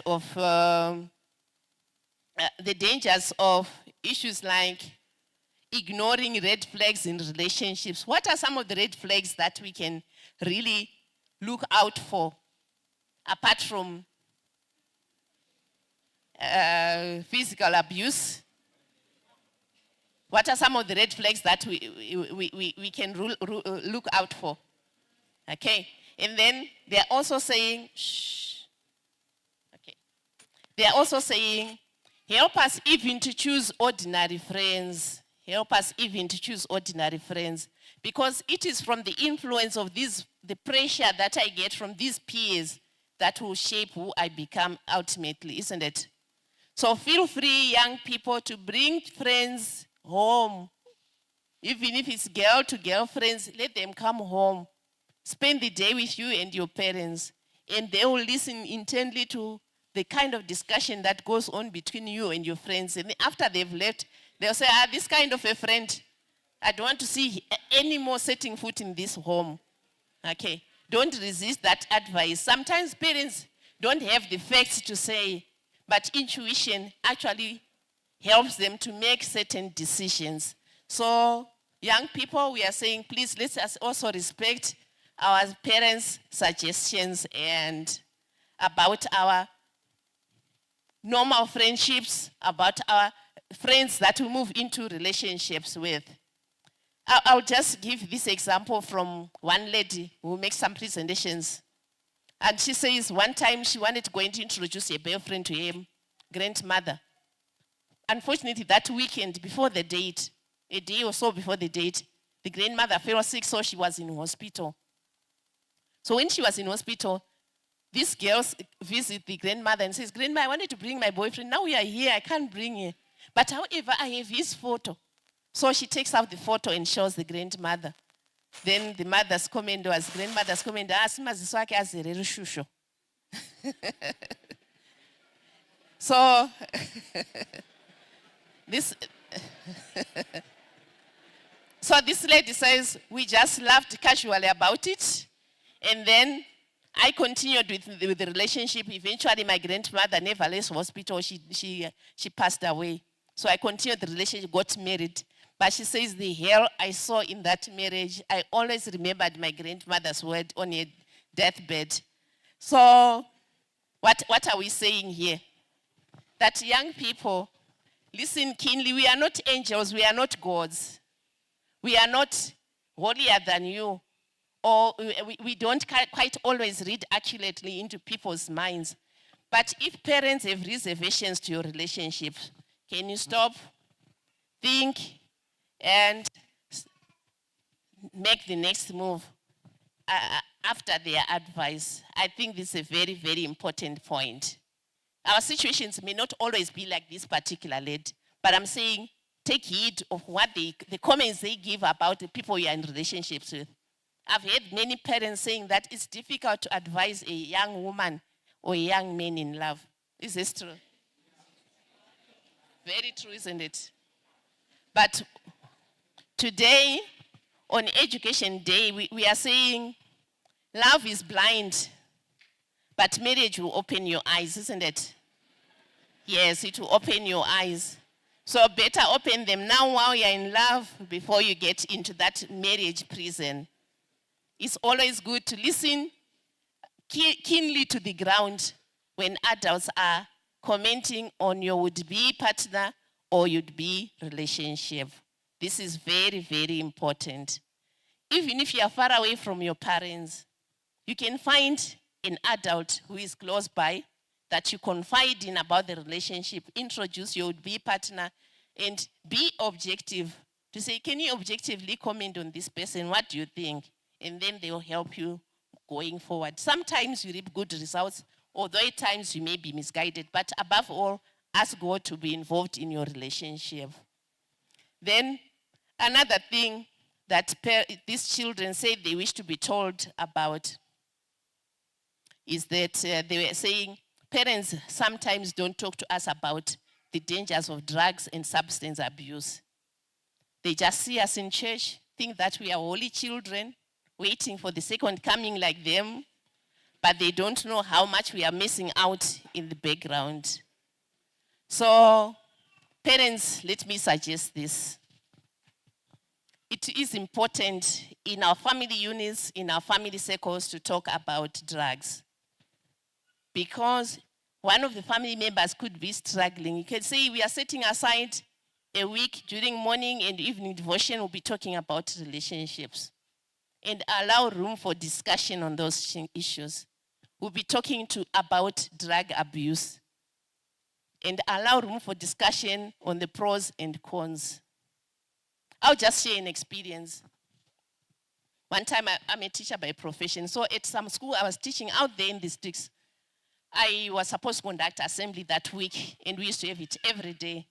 So one time I said, okay, what shall I talk to these children about? Let me just talk about drug and substance abuse. And so on Monday, that was my presentation. I got some information, we shared it, and we talked about it. Then soon after assembly, I went into my office. Then one of the colleagues I was working with walks up to me and says, Miss Manyara, thank you for your presentation. I've decided to stop smoking. And they said, what? Mr. Sorenso, have you been smoking? I didn't know. You know, sometimes people may be very innocent, they don't show any symptoms, but please, let us remember to talk about these issues. Okay. And so this is one of the things that children said, please talk to us about. And in one presentation I had at some camp I went, they really said, wherever we are, be suspicious if you are staying with a teenager in your house. If you are staying with a young adult, check out their beds. Visit the toilet soon after they've left the toilet. and check out the smell that comes and make sure that it's not related to drugs. If that is the only way we can save our children, even the children in the church. So I want to suggest this again to the parents to say, vabereki ngatinyumwei, tatitarisei pazvinhu zvevana wedu kuti hapana zviri strange here, timasearches turi funny. Okay? And let's talk to them about the dangers of drugs and substance abuse. Even if we have no clue they could be engaging, they could also help someone out there. Thank you. We are almost coming to the end of the presentation, but I also thought it would be inappropriate to end this presentation without talking about, okay, the beauty of sending our children to Adventist schools. I know that some parents think about the grades, the quality of school my child is going to. But have you ever taken time to think about the friends surrounding your child in that exquisite school? Have you ever stopped to think about the practices of those children they are interacting with at this tender age, at the teenage age when they are making major decisions about their lives? Who is influencing your child? Have you thought about the teacher? I know a certain teacher, ainzi aigona kuticha maths history kunyanya kana akadhakwa. Okay. So they say we are achidzadzarika so, but ndomusi waitonyatogona kuticha zvakanaka. Have you thought about the hidden curriculum our children are learning from those teachers? Okay. When I think of sending my child to any school, sometimes it boggles my mind to say, okay, I'm sending to this child to this school because there are good grades there. But what about the hidden curriculum that you learn in that school? What about the friends that they will make in that school? When they make them so snobbish that society won't be able even to reach them. They don't have time for other things that make us humane. Okay? And they might not have time for spiritual things because they are so busy chasing other ideas they got from these schools. So parents, let me leave you this challenge. Think seriously, who is spending the day with my child? What influence are they having on that child? Okay. I think of the child who goes to a secondary school somewhere, passes through town, where at every combi, every day, the combi, whatever, is always saying, os, os, throughout her life. What influence does that have on my innocent child who's trying by all means to get an education? Think about the distance they have to travel through to school and what they meet on the way. Let's think about the abusive environments we expose our children to through the kind of schools that we decide to send our children to. At the end of the day, it's not so much how many A's you got in school that matters, but how much humanity, how much of a cultured human being I ended up being. It's one thing to be a sophisticated child, but some of our children are even more too sophisticated to respect their parents. And that is really sad, sad news. So parents, let me challenge you to send our children to the right school with the right teachings. Our Christian education teachings, we all know those. The schools that teach our philosophy are the best for our children. Because I know that by and large, these young children who are before us have made friends in high school, which they maintain even in university and out after university. Did you know that? And when they are choosing partners, those are the very same people that they know. And in the innocence of their childhood, they are likely to have known them as they are. Not when they are actually courted with other influences. So let me emphasize, I cannot overemphasize this. Please trust Christian education. You won't regret the results. I work at a secular institution. And you know, sometimes I get scared if a child leaves home and is out of my house for 30 minutes. I'm so scared. Because I know there are wolves out there. They may not be wolves in terms of whatever. If there's substance abuse, there's sexual abuse, there is dress that they are exposed to. I even give them a restriction to say, if you are going to town, you give me warning 2 days in advance, a reason for going to town. And also, you also tell me what time you are going and what time we agree on. The task that you want to go should take 3 hours and then you come back within that time. I know this may sound very weird, but all this is because of the experience that I've had in the place that I work, where children will sleep willy-nilly, they will drink willy-nilly, and they'll behave anyhow. Where children will have inter-semester marriages. At the end of the semester, these marriages collapsed. Where children talk about having friends with benefits, and those benefits are sexual exploitation. And then you say, this is my friend. This one is my friend with benefits, but this one is my other friend. I work in an institution where 2 girls will visit one gentleman's house, room, and have sexual intimacy with both girls, and they're just okay with that. They're just okay with that.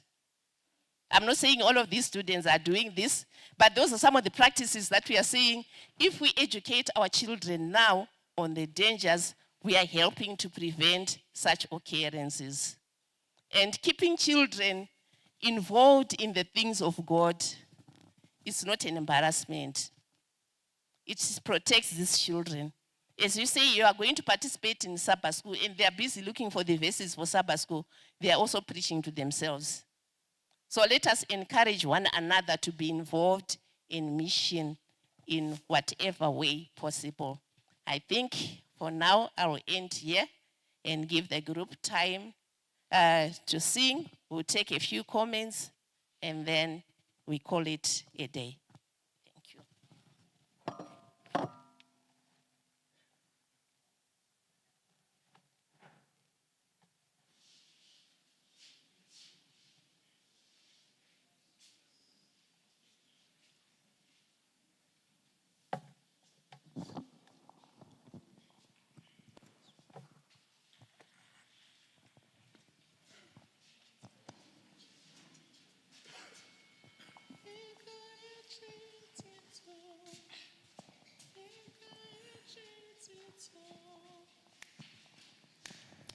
니카의 지지도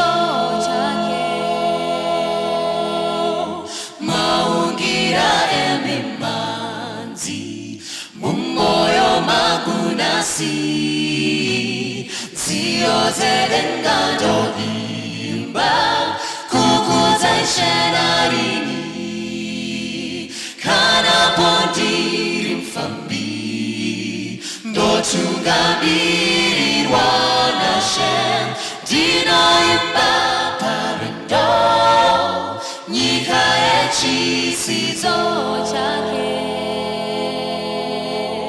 예수 무토로 아투라 안디바리오루자 안디ዞ모사린데가 시시네가 샤자게 카나본디름 fambi 노투가 미리와나셈 디노임바 바른도 니가의 지지도 자게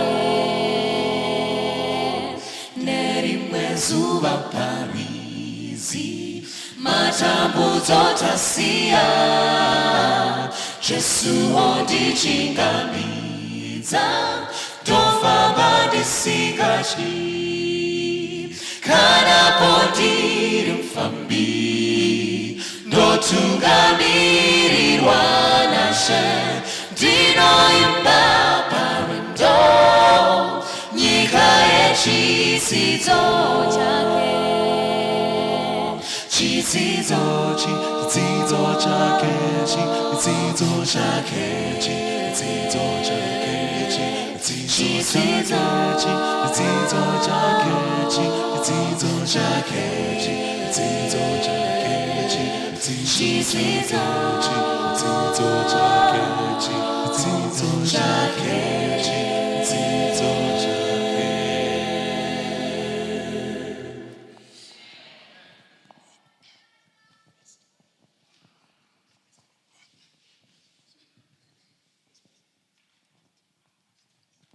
Okay, do we have any requests? Any requests for a song or dagu? Atanga kusimuzando. Yes. Sweetest song. Okay. Another one. A gentleman this time. Yes, my brother over there. Sorry? Okay. Under his wings. One last one. Waruko kupedzisera uko. Okay. So we are going to sing those as our last 3 songs. Be blessed.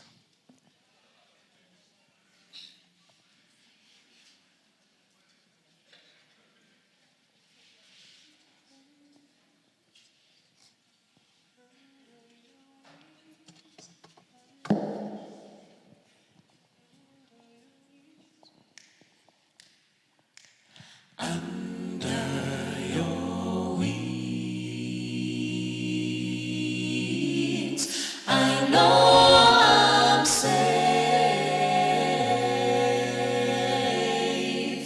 in your arms, my God. My life is protected in your presence, oh God. I will not fear.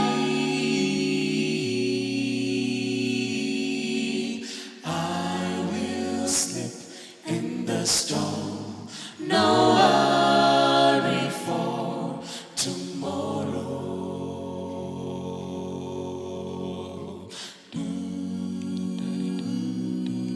There was a time in my life I trusted myself more than you. Your ways sometimes made no sense to me. I needed something I could see. But thank you for mercy. You still watched over me, God. So one thing I've learned is that with you I'm forever safe. I'm safe in the realms of my Savior. I'm safe in the realms of my Maker. A cloud by day you are, a pillar of fire by night. Right in my road, Pharaoh said me won't harm me. I said Pharaoh said me won't catch me. Yes. I know I'm safe. I'm safe in your arms, my God. My life is protected. He is protected in your presence. In your presence, oh God, oh God. I will not fear. I won't be afraid. Whatever may come my way, I will sleep in the storm. No worry, no worry. In your presence, in your presence, oh God, I will not fear. If you're right.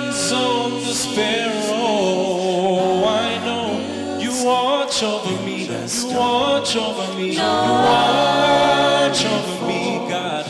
I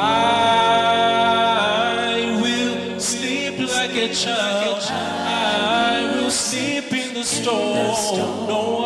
No worry for tomorrow. I will sleep like a child. I will sleep in the storm. No worry for tomorrow.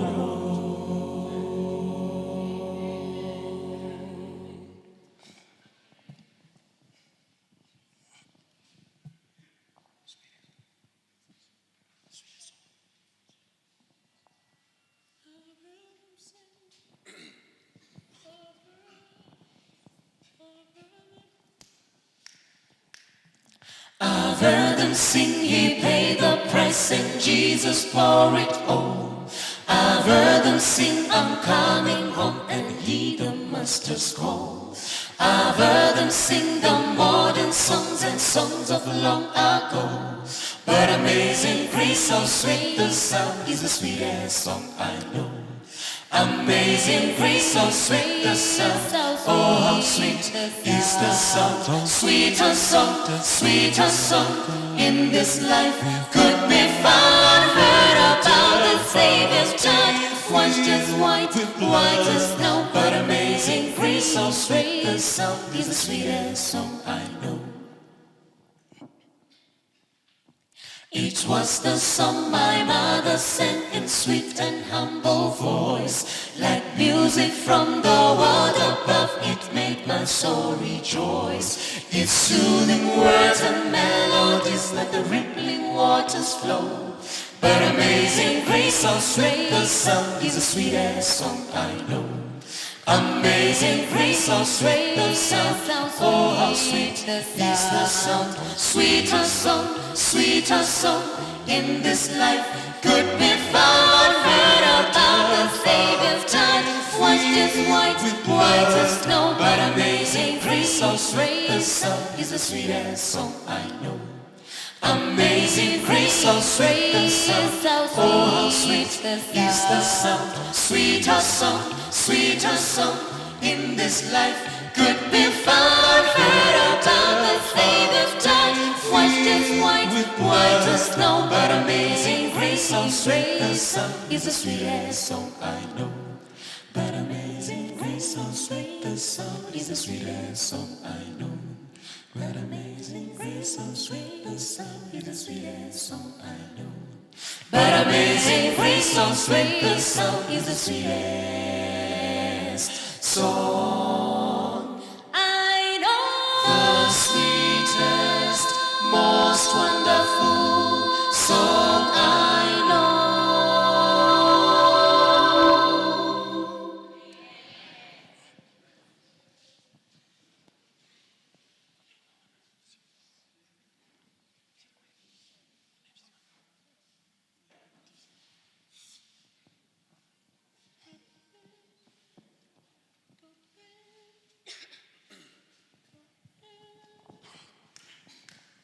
Kudenga kwa kanaka, hakuna matambuzo. Jesu ndiye mambo, tichanogara naye. Kudenga kwa kanaka, hakuna matambuzo. Jesu ndiye mambo, tichanogara naye. Kudenga kumusho wa Baba, ufaro chete never can ziso harisatira ona zeve harisatira ntwa ijo Krista ganziri vanotenda vake ziso harisatira ona zeve harisatira ntwa ijo Krista ganziri vanotenda vake kudenga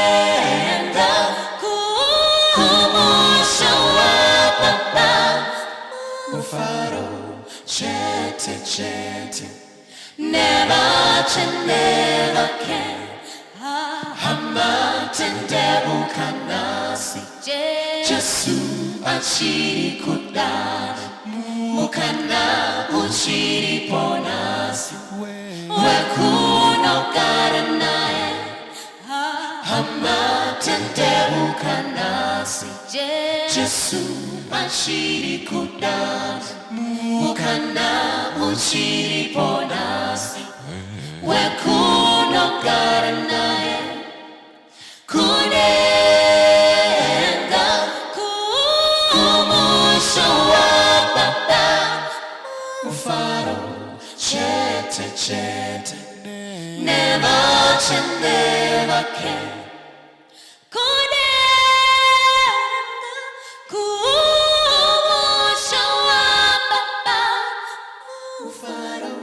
Chete, chete.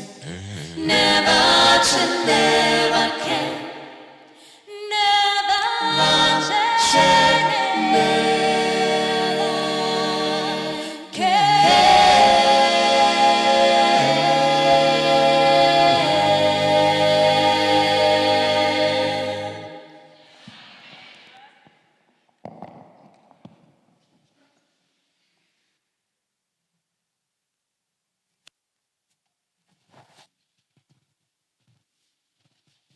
Shall we pray? In heaven, we want to thank you for the day called today, for the truths that we have learned.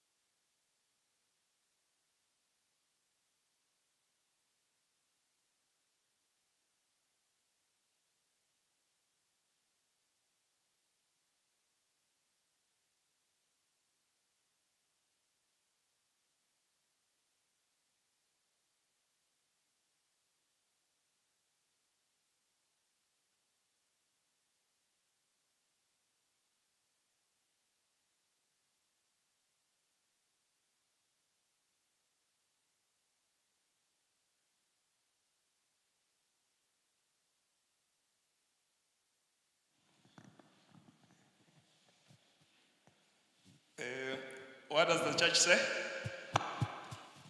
It was a beautiful, beautiful program. Maim Pupuni, thank you very much for putting this together. Mrs. Nkomo, where are you? Mrs.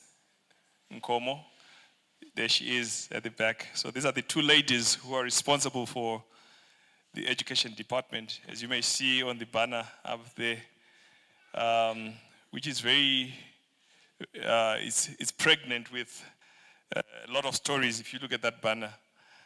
Education is such a fundamental aspect of our development as a human race. And God intends for us to make it to heaven. Amma was singing just now, talking about heaven. There is a blessing that, a reward that God has prepared for us in heaven. So if we lack education, sometimes we will not be able to make it into heaven. Because in the absence of education, we get what? We get lost. And we are susceptible to any influences. So we are very privileged that we have such institutions within our church which allow us to get to know critical issues that will help us in our salvation. In the morning, we had a beautiful Sabbath with the elders giving us a reflection of how Mount Pleasant Church has been growing over time. There was a time we used to meet in that chapel where most of you were in this morning. We used to meet there with many other students who are now parents here. And the church grew. We had Northwood starting up as a school, and then a branch started there with other activities happening in Greystone. And God still continues to work. But all that happens when people are being educated properly. In the afternoon, in divine service, we had Pastor Pastor Chifamba, he gave us a beautiful sermon. He preached on love being the foundation upon which proper education can be administered to children. So you are young, a lot of you, I know there are parents in here, but maybe addressing the youth, you are young. You will get to a point where you will need to have families. In the absence of a proper and a loving family, it's impossible to teach your children the appropriate issues of salvation. So it will be a waste of time when you try to teach your children, this is how we should walk in the way of the Lord in the absence of a loving relationship with your husband. So that was what he touched on, and it was a powerful sermon. And to cap it off, thank you so much for those that joined us in the afternoon with Amma. I can see you guys are still singing beautifully. In fact, when you were singing, I was talking to my brother, Amma Rongwe. Amma Rongwe Muripi? Sumza Moko. We're just talking about you, to say you have a signature sound that is a mistake. You can't mistake it. If you listen to Amma singing, you just know that you just feel like, I think we should just go to heaven and just have this music being played over and over again. You just, there is this feeling you just get into and you know what, God, this is the space where my mind feels like connecting with you even more. So thank you very much for the beautiful ministry and the music you share. Please continue to do this. I know you've been doing this for the past 10, 15 years now? How many years now? 12? 15 years. Yes, I know 15 years. The last time they came to Mount Pleasant, okay, you came to Mount Pleasant, but I was the first one to bring them to Mount Pleasant. In 2000, do you remember? Yeah, around 2000, I think we invited you and then we took you to Westgate at one time, to our house for lunch. That was a long time ago, 2007, 2006, 2008. I think we had just started your group. Yeah. So may God richly bless all of you who are here today, the parents that have been supporting the program, the students who are here who are supporting the program, the music group. Thank you very much. Maim Pupuni. Thank you very much. May God richly bless you. I think this brings to an end the program for today. There's church board that will be taking place. So may God richly bless us. I know the leadership from association, please, could you see me so that we can share some notes on a few issues regarding next Sabbath. But otherwise, may God richly bless you. I think we're going to get a song. We've already prayed, have we? Yeah, we're going to get a song. Now, being an elder, I attempted to call the group, but I heard them say, those were the last songs. I don't know. They were lying. Okay, somebody says you guys were lying. Okay, so I think we're going to get one more song, okay? One more song, and then after that song, maybe we can then have the last stanza you can signal people to go out. Is that okay? All right, may God richly bless you. Thank you very much. I think we will go in the vestry. Thank you very much. You can come up and sing.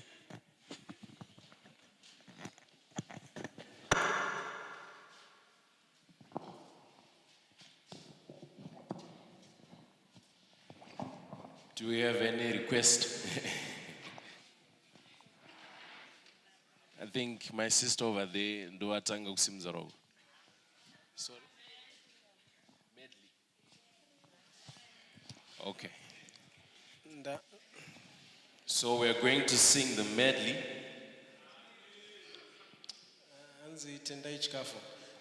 Right.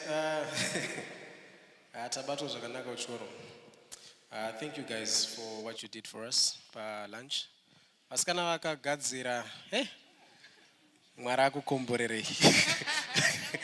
Mwari akukomborerei. Yeah, mwari akukomborerei. But on a serious note, guys, don't forget to like our pages. Facebook, it's Amma Music 263. It's the same with IG, YouTube, and even email that. Don't forget to, TikTok foot as well. Don't forget to just like, follow, or something that we build a relationship together. But thank you so much, guys, for inviting us. We are really grateful.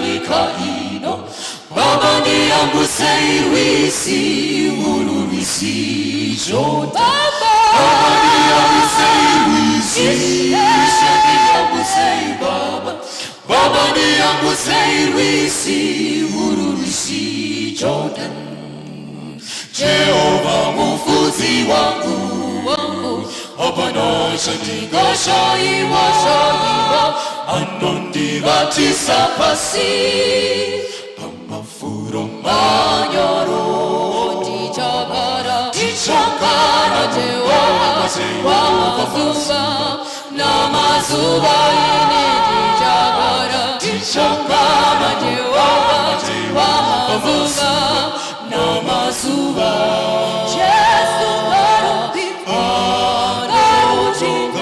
Kudangane pasiti mambo wema si mambo ngarugizwe amen makana mangwanani monopenya kukundazuba hakuya kwenyu te irori chaparatwa Usanonoka kupindura Jesu anodana nemuza wake Usanonoka kumupindura anodana nemuza wake sichazorora kunyika kudeka pasino idandaro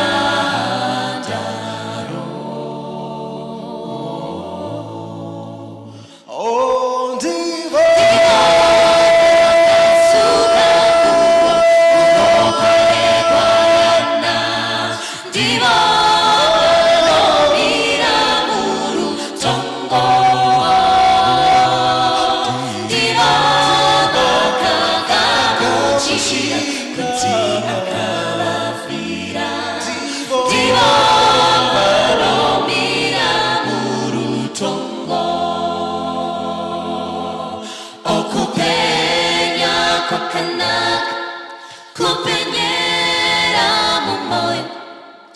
Jesu anofisanam anopenya mumoyo It gives me joy to know from then till now what I must do is believe so in my heart victory is mine upon the cross. Love is the breath of God.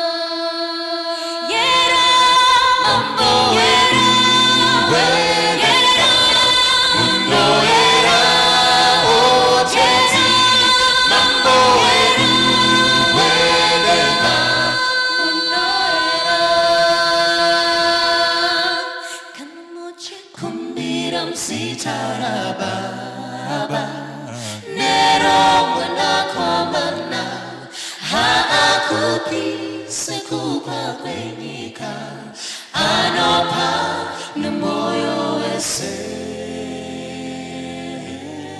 Soon all troubles will be done And all burdens will be lifted When the Son of Man will appear I will shout, oh sweet home, I'm going home to meet my Father in the sweet Beulah land.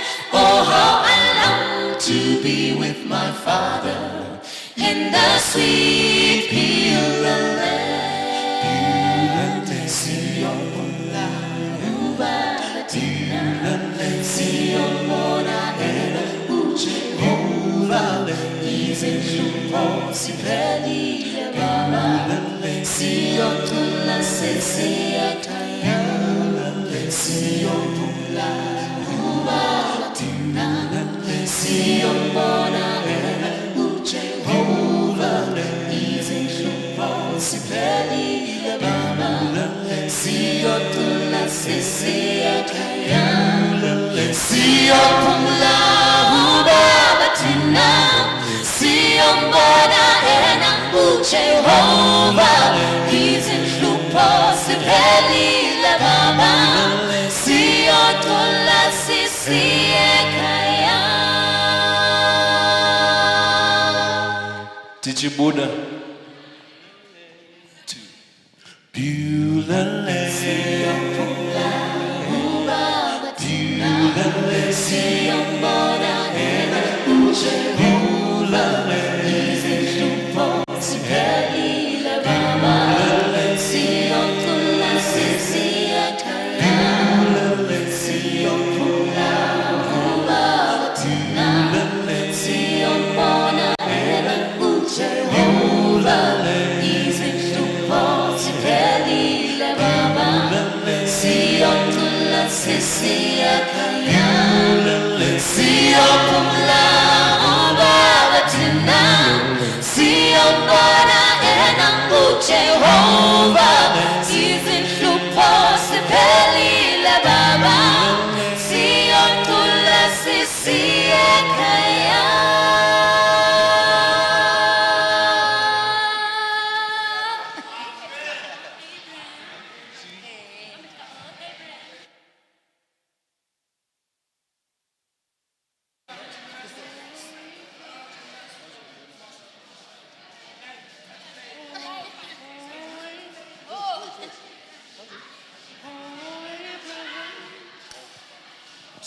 Oh, Abraham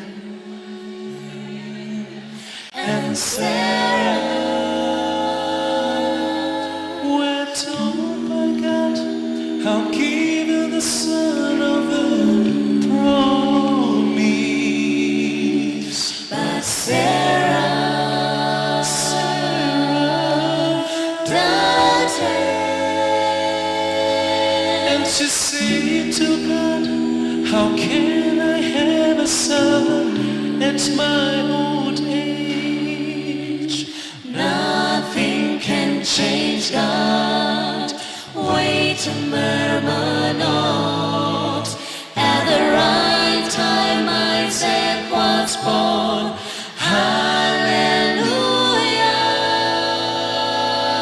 Hallelujah. Nothing is impossible. Is impossible. My God can do all things. Nothing is impossible. Is impossible. My God can do all things. He will make something out of nothing. Oh, my God My God can can do. do all He will make something make something out of nothing.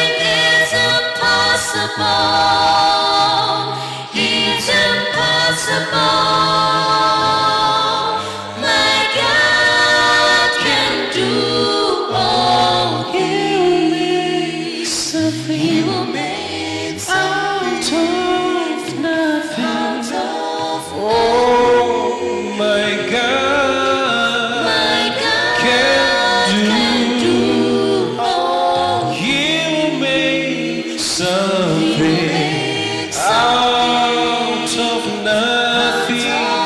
Oh, my God can do all things.